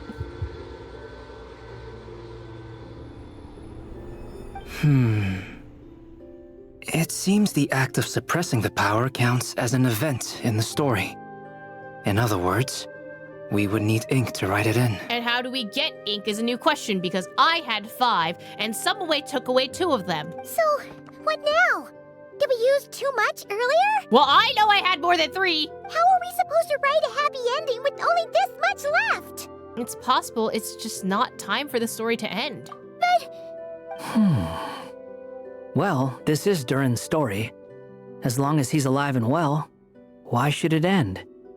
If there really is such a direct correlation between the story and his fate, I may have a potential hypothesis. What? The psychotherapy took 2 ink, but it didn't say anything on top. Rigged. Durin was, and still is in essence, a storybook character, written into being by M. From the moment he was born, he has always dwelt within her story. And I suspect that has remained the case, even after his arrival in Teyvat. This really is an ink issue. Reviving Durin in the evil dragon's place was an act of grafting this Durin story onto the latter's fate. In essence, that is how his fate was rewritten. But there is a fundamental difference between a being's story and its fate. As Miss Barbeloth reminded us, the fate of every living being in Teyvat has been woven into the fabric of time. Its most natural path, therefore, is to proceed along its given track. But Durin's story, on the other hand, needs an author to continue writing it. So we are writing ourselves into Irminsul. As Durin's connection to this world wore thin, not only have people started to forget him, he started to lose control of the abyssal power within. In other words, his story can't continue, because the author's ink is drying up. That's what it seems like to me. It would seem the little dragon had made a group of fine friends indeed. Save it. The question is, are you here to help him or stand in his way? Oh, is this actually a forced fail? It still makes me mad. They took away my ink and for what? This is as far as the story can go. What path will you choose? If the story ends now, Durin will just vanish. I suppose the final decision is up to me. Right, you control your own destiny. It's hard to believe I never actually left my mother's story. If that's true, I'd like to go there and see for myself. By there, I take it you mean the blank pages of the unwritten chapter ahead? But we still don't even know how Alice's magic works. If Durin belongs inside the story, then going outside of it to some unwritten part, isn't that too risky? I'm not afraid. Then go for it. We'll be with you all the way. I second that. It would seem this is one answer you need to go seize for yourself. Also because they took away all of our ink and I have no other option. So be it. Whatever obstacles stand in your way, we'll tear them down together. Aw, Wonder Mouse actually being supportive? Crazy. What a thought. Durin POV? To the unknown! Into the unknown! Into the unknown! Invisible wall. It was as if The little dragon was staring at the uncrossable edge of existence. Into the unknown! And all of a sudden, it began to fracture, as if struck by some transcendent will. Break it! Gotta keep going. Go, buddy, go!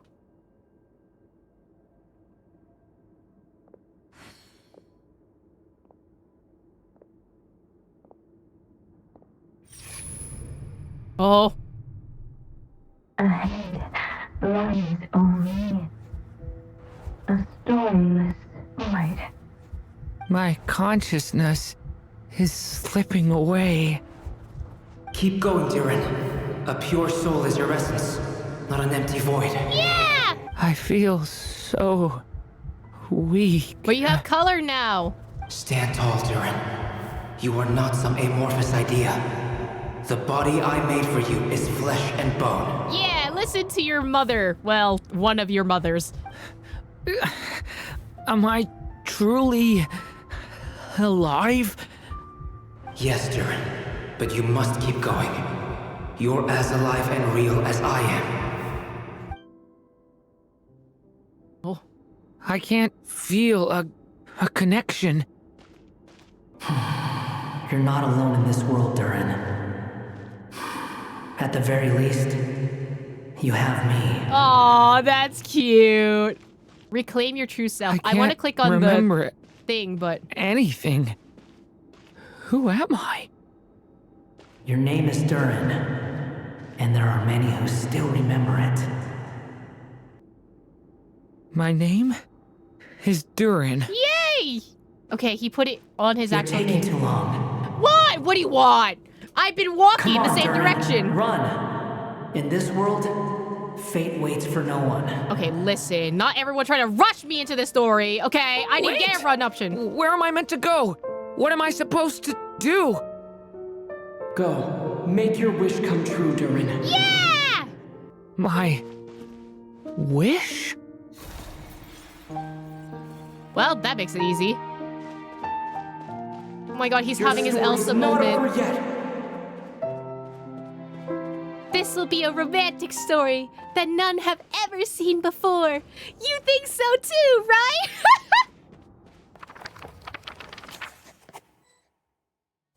The story's not over yet. Crazy that they pulled out the Celtsy song for this, though. Have you nothing to say about my proposal? Let me get this straight.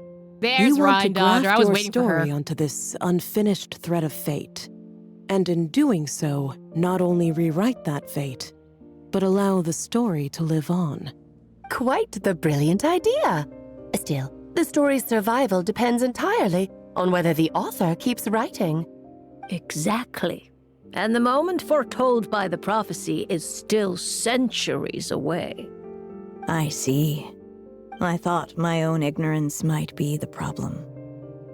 That I'd asked more of the noble science of alchemy than it could ever deliver, or that I had failed to discern the heavenly signs and grasp the secret truth underlying the prophecy. Little did I imagine that time itself would prove to be the greatest hurdle of all. Well, my friend, this has been a most intriguing experiment.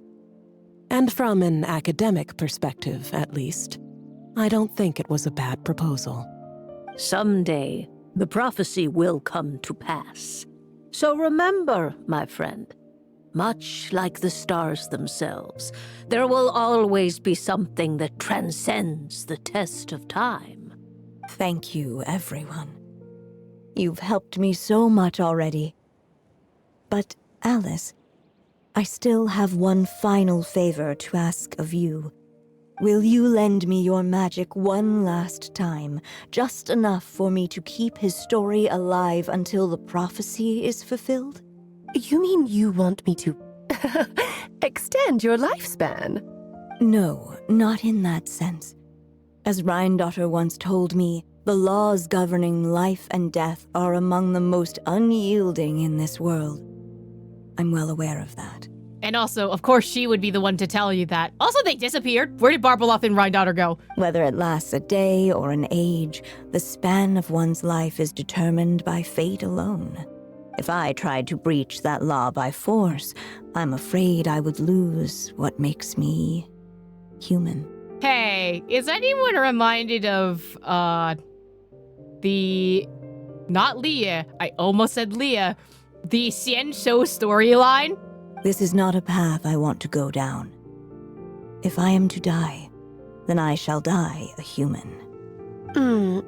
So, what is it that you want me to do? I would like you to send this pen of mine into the future. I see. Then perhaps there really is a way I can help. I could create a kind of story magic to take over the writing once you're gone. Oh, but for it to work, you would need to provide enough of your own words for it to learn from. How much? Oh, an immense amount. So much, in fact, that you would have to spend the rest of your life writing. And even then, I'm sorry to say, it would not last forever. No matter how much you write, there is a limit to the number of words you can leave behind. But the world itself will never stop changing. Someday, perhaps, even your entire corpus will not be enough for the magic to continue describing this world. And when that happens, the story will end. Still, it's worth a try. I would like to send you this pen of mine into the future. Oh, and we're back here. Oh, Anya! Oh, my dear Anya. Even after all this time, you're still... Look at you. You should be enjoying your old age in peace and quiet, especially now that things are finally returning to normal after that terrible calamity. Ooh, which one are we talking about? Once he leaves Simulanka, things will only get more complicated. Oh. If his story is to continue, there needs to be more material for the magic to draw upon. Oh, she's sacrificing everything for him.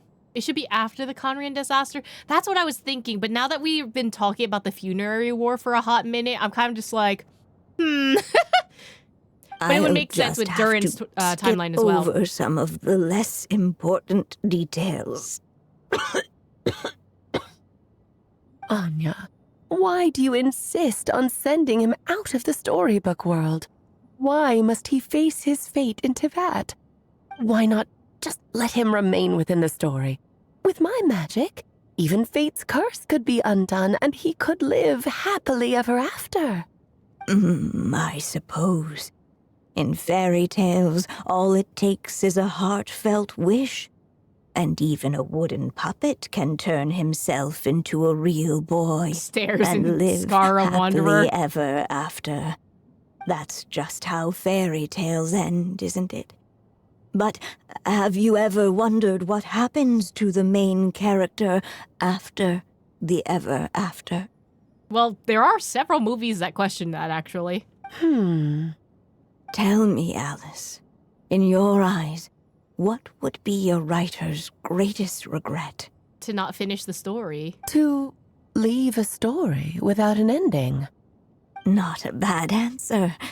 It's true, many writers come to consider that their greatest regret. But I see things differently. My greatest regret is that every story I write has to come to an end in the first place. Oh, wait, look how sad her Dodeko is. I'll literally cry right now. She's so sad. She's so precious. Anya. No matter how brilliantly a character shines, the moment their story ends, their potential is lost forever. For them, the story itself becomes an inescapable fate. But what if, instead, I could place my pen in their hand and let them continue the story themselves. You mean... Give them agency? You said it yourself. I can only leave so many words behind. Even with your magic, the idea that I could keep the story going until the prophecy comes to pass is wishful thinking at best. But I've found a way to use your magic to transform some of my finished stories into a special kind of ink. This ink is a magical medium he can use to complete the story the way he wants to. For what is storytelling but another kind of magic? And if he can experience the whole tale himself while leaving behind his owns wishes and aspirations, even once he reaches the chapter where I stopped, he'll still be able to carry the story forward on his own. And so, by leaving him this ink, I can entrust him with the responsibility of writing his own story. Character with the power to write their own story. That way, he'll finally be free from the cage that is my pen. And like anyone else living in the real world, he can go on to create a life of his own. And you no longer need to worry about the constraints of my magic. What a brilliant idea, Anya. But there are still risks. First of all, once he arrives in Teyvat, he'll have to rely entirely on the story you left him to maintain his connection to that world. As you gradually hand over creative control, that connection will grow weaker, and at some point, he might lose it altogether. But at the same time, he'll also have the chance to forge that connection for himself. Oh, look at us! Oh my god, it's Kaya! It was the whole scene in day 3, 2? One of those 2 days. The issue is, this method taps into too many of Teyvat's core secrets. Any overt hints you try to leave will be erased in no time. In fact, it'd be hard for you to leave anything at all to guide them. We still have the story itself, though.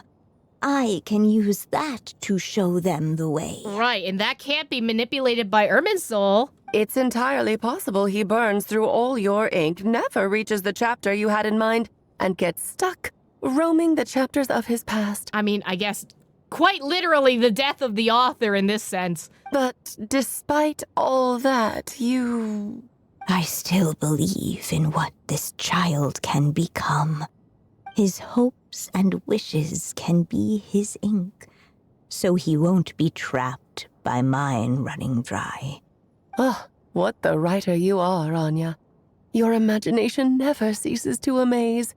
And you do know how much I love a happy ending. You shall have my help, my dear. Oh, wait, the way she said it was so sweet. Thank you, my friend. Well then, my child, do you understand what you must do? Oh, they're face to face! Yes, I think I do.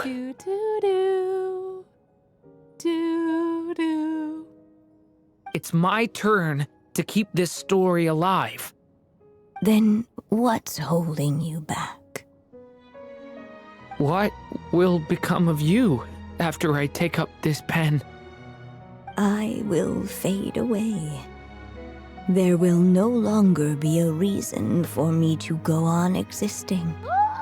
My child, or your mother, I should say, passed away long ago. The voice you're hearing is nothing but a magical echo that has now fulfilled its purpose. You needn't feel so reluctant to let me go. I know my mother died long ago. It's just, when you lose your mom too soon, it's hard to tear yourself away from the stories she used to read.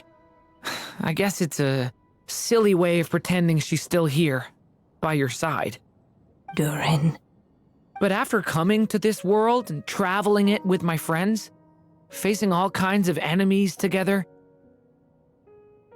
I suddenly realized I couldn't just sit around listening to my mother's stories because I'd found a new purpose in life. Maybe this is just what growing up feels like. With all my new friends waiting, it's time I finally set aside my mother's storybook. I'm ready to grow up now, Mom. Then take this.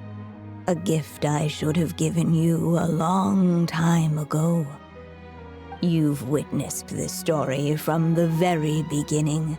Made your wishes, offered your blessings, and even wrote your choices into its pages. From here on out, this pen is yours. Now I ask of you, the other pillar of this story, as both its reader and its witness, will you turn the page so the next chapter can begin? Oh my god, I'm Trailblazer! I'm turning the page! You turn the page so the next chapter can begin. Fate. Suddenly, and without warning, the powers of darkness struck. The question was, could the little dragon prevail? Alas, it was here that the story witch's tale had to end. But Durin's tale, on the other hand, had only just begun. Hey, they gave him purple text. Stepping into his mother's memories, he picked up her pen. And so the story that was ending began anew. He had made up his mind to challenge the fate that barred the way ahead.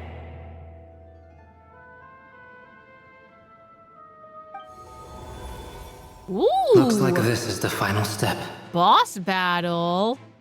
This is a very pretty location. A chance to strike back at fate? Now that's not something that comes knocking every day. Bro, Wanderer's got a chip on his shoulder, and honestly, same. Go get it, Durin! Yeah!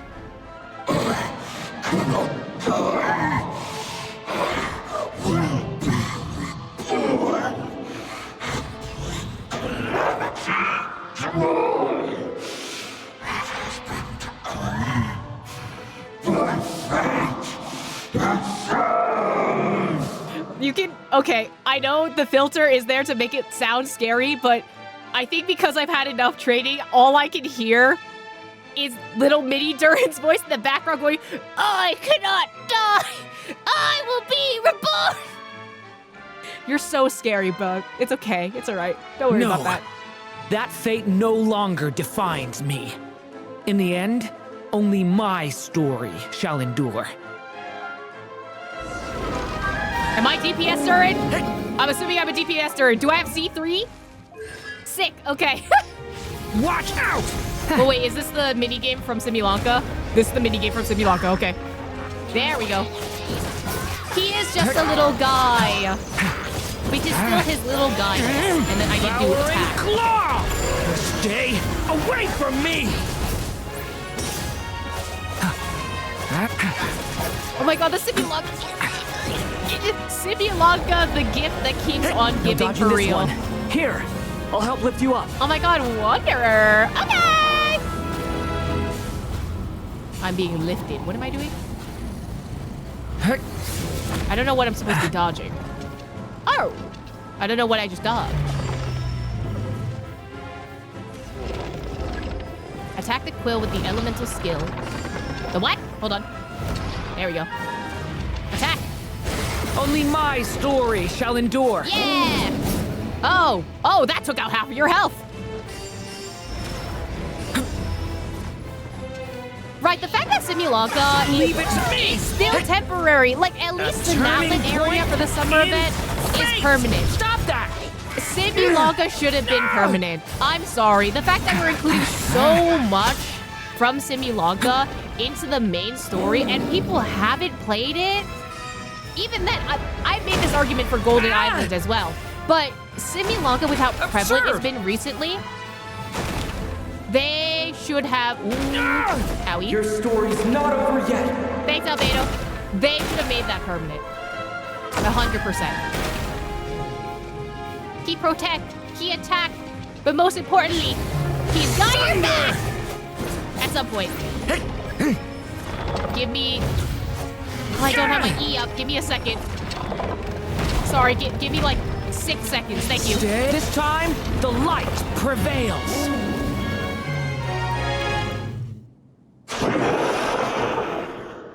Bye, Fate. Thank you, Mom. And so it was that Durin defeated the darkness and rewrote his fate. Yay! But his story is far from over.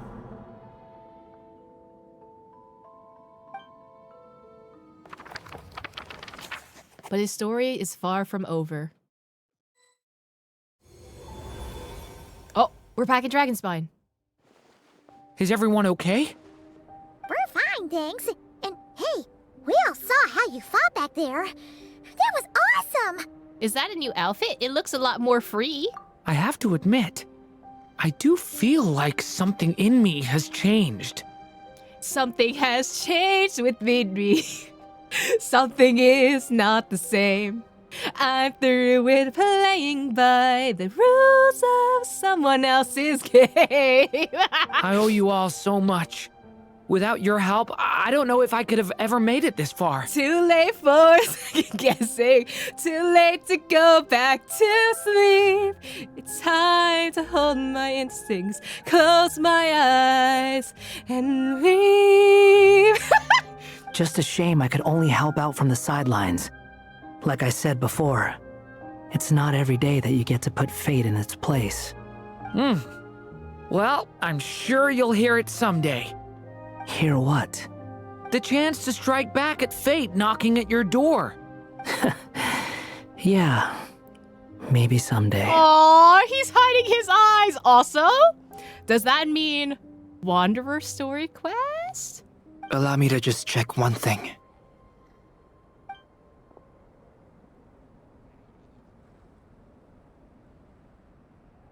Yes. The abyssal power within you has stabilized again. And those strange symptoms you were experiencing seem to have completely disappeared. Oh, thank goodness! Is this where we get the ability to use Durin's wings to glide because defying gravity? God, I wish that they actually made him use his wings as the glider. We did it! I wonder what it means, though. Aside from the principles of alchemy, what other law of this world governs his being? Look, it all turned out fine, so just leave it at that. Now that this one's out of danger, it's time for me to get out of here. You're leaving he's so gone. soon? Oh, don't humans usually throw a party after something like this? Yeah, you have to stay for the party! A party? Do I look like that kind of guy? At least have some food and drinks! Anyway, come find me again next time you're in trouble. That's what friends are for, right? Some people never change. In a way, though, he is right. This is Durin's moment to celebrate, not the time for academic discussions. Hey, I don't blame you for asking. And honestly, I'd be perfectly happy to talk about it. It's just, I wouldn't even know where to start. It's all right. I'm sure we'll get a chance at some point. After all, your story's only just begun. All right then. Traveler and Paimon, we'll part ways here. Given the extraordinary nature of the things we witnessed today, I need to make sure it's all recorded properly. Okay, see ya! Bye, Albedo. So, it's party time next! Huh? Book jump scare.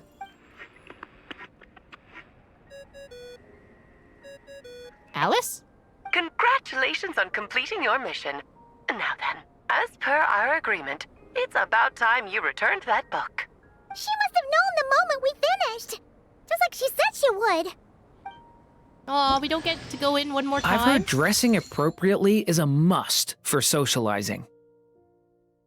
I'm not sure what's different, honestly. I think it's the heart? I don't know, I haven't looked at his outfit quite so detailed. Okay, so the heart does change. I want to see what differences they are. Because I think this part is slightly different as well. Oh, he has... Okay, so there's a little piece right here that's also different. And then the colored tips are also different too. It's not a drastic change, but I think his color palette's a lot lighter. This kind of feels like the Monado reskin a little bit. At least the Monado reskin, there was a very different color change, but most of the initial designs stay the same. I think they're doing the same thing with this, but the heart has meaning at least. I think it's not much of a reward. I wasn't expecting a reward outside of the story, aside from, you know, getting to experience the story. But I think it's a cute little symbolic detail that they have. Do I wish that it was a little bit more different? Yes, but am I too pressed about this new outfit change? No. Okay, wait, okay, so the original one says, a gift from the stars, Durin's outfit. As the smoke from alchemical array gradually dissipated, a glimmer of starlight drew Durin's gaze towards the window. In the reflection of the glass, he saw himself dressed in elegant garb, like a prince straight out of a fairy tale. When he looked down at himself again, he realized he was wearing that very same outfit. But who could have given him this gift? The stars outside merely twinkled soundlessly, providing no answers. And then the new one is titled Towards the Distant Horizon. Durin's outfit. Durin's original outfit has received a new lease on life now that he's taken up his mother's pen. Ultimately, he bid farewell to the past once painted by the previous owner. When the lock on his heart faded away, the distant horizon his wish now points to became the direction in which his story continues to unfold. And then there's more. What do you suppose would be the writer's greatest regret? To leave a story without an ending? Such was Alice's reply, as one who had been touched by such regret all too often in her sojourns across many worlds. An author who had toiled for decades might suddenly pass away due to acute illness, leaving an epic tale of swords and sorcery frozen before the final battle. Or perhaps a brilliantly gifted author, their time limited by some malady, may find themselves never able to fully present their grand imagined world to their readers. Alice, who loved reading, was deeply troubled by this, and couldn't help but sigh. My greatest regret is that every story I write has to come to an end in the first place. This was the answer that Anya Marie Andersdotter, one who had authored many a fairy tale, gave. She glanced back at the bookshelf where many characters born from her pen slumbered between the pages. Some were clever or brave, winning the hearts of many readers with their outstanding performances. But no matter how brilliantly a character shines, the moment their story ends, their potential is lost forever. For them, the story itself becomes an inescapable fate. Looking at the books, now covered in a thin layer of dust from being sealed away for so long, Alice understood her friend's regret. Anya, but what if instead, I could place my pen in their hand and let them continue the story themselves? Anya's gaze returned to the manuscript, the last story she would leave behind, and the most special. Other stories would eventually form part of the past, but this story could have a future. Alice quickly understood that this was her friend's final wish. What a writer you are, Anya. Your imagination never ceases to amaze. And you do know how much I love a happy ending. You shall have my help, my dear. Oh, my writer and witness. It's been quite the journey, hasn't it? You had special plans for the traveler from the start, didn't you? But of course, that goes without saying. For a story to live on, it needs both a writer and a reader. Only then can my magic take effect. I chose the traveler as the witness because of the special nature of who he is. Venti, what are you doing in the background, homie? It's not easy finding someone with that kind of background, you know. For a moment, I even considered taking the role myself. Does that mean... Well, I don't know if you're a descender or not, actually. Well, you were the one who understood what was going on. Also, I'm assuming your memories can't be rewritten by Emerson, so that's probably why you wanted me to write it. At least it made for an interesting story, right? Huh?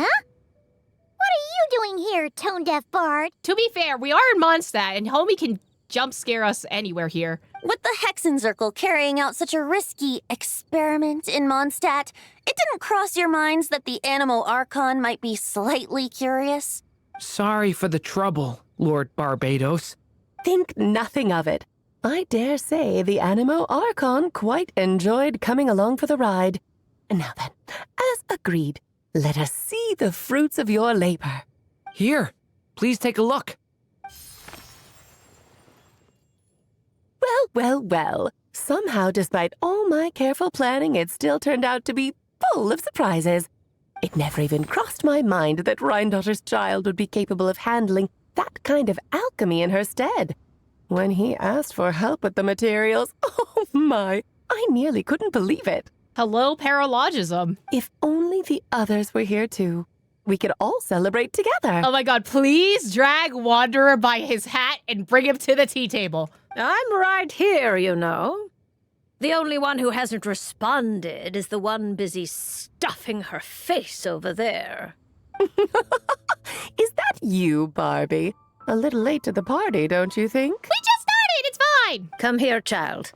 Let me take a closer look at you. All right, Aunt Seer Witch. Here I am. I love that he's using the terms from the book. Just as I thought. This child's fate does not appear among the stars.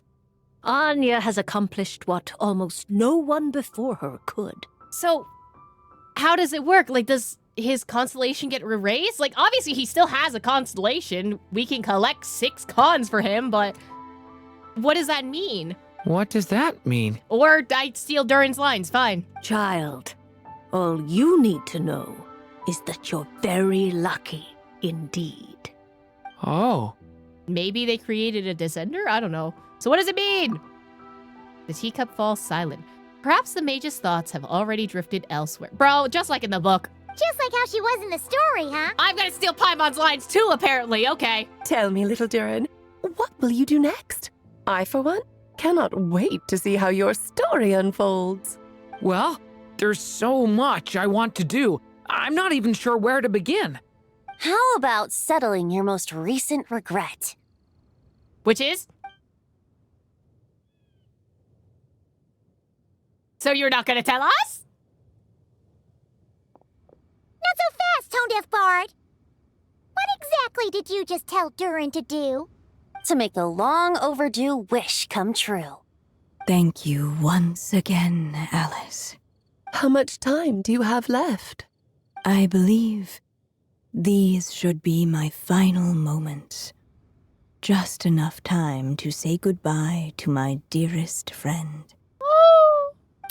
This feels like having to say our final goodbyes all over again. I don't like it. Not one bit. Hearing Alice sad makes me sad. I don't know how to respond to that. Strange. You were always such a cheerful figure in my stories. I even dubbed you the Merry Witch, you know. Oh, please. You know full well it was your stories that first taught me what true pain and sadness felt like. Oh. Aside from saying goodbye to me, shouldn't you also leave a few words for the child? Since the book will be his to continue, why don't you write him a little parting note? There's no need. His mother already did that long, long ago. All that remains is for me to convey it on her behalf. Oh, cutscene time, I'm gonna be sad, huh? Oh, she's so pretty. My child, these may be the last words I get to leave you.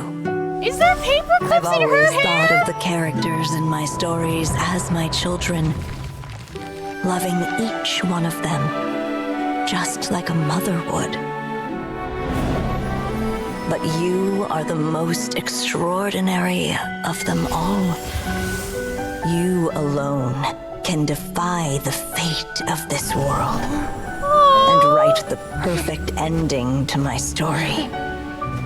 Oh, I love that she has like a cut on her face, like a paper. Shall leave like, these pages for a future I will not see.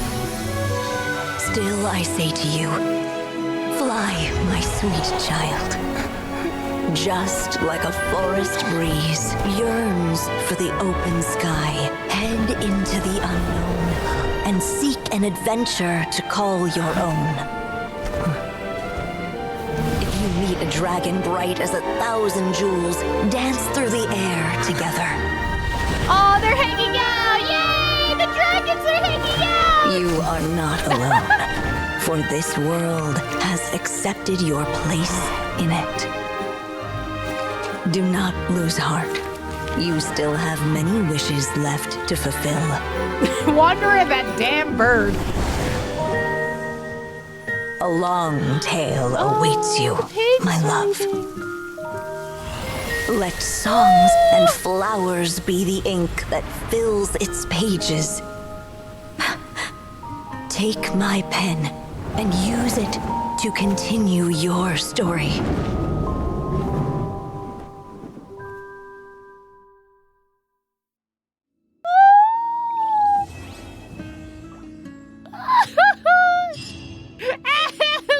Alice!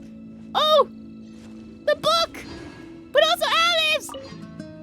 There you go! Your very own copy of the book. We wouldn't want one of the story's key witnesses to leave empty-handed now, would we? Of course, this copy isn't magical in the same way, but rest assured, all the twists and turns are still there. Where's the book? Where is it? Oh, there it is! The magic book left by M must ultimately be handed over to Durin, allowing him to continue writing the story. Alice created a replica of it and gifted it to you. After all, as a witness to this tale, you deserve a keepsake. Of course, this replica lacks any magical properties, but it for sure preserves all the twists and turns. And then you can go through each chapter. Oh, he's so precious. Look at you, just a baby. He's just a baby. And so they flew together, Durin and Dvalin, over the skies of Mondstadt. Who'd have thought such words could ever have described a happy ending, huh? Yay! And then we need him to meet all the other dragons. There'll be a happily ever after.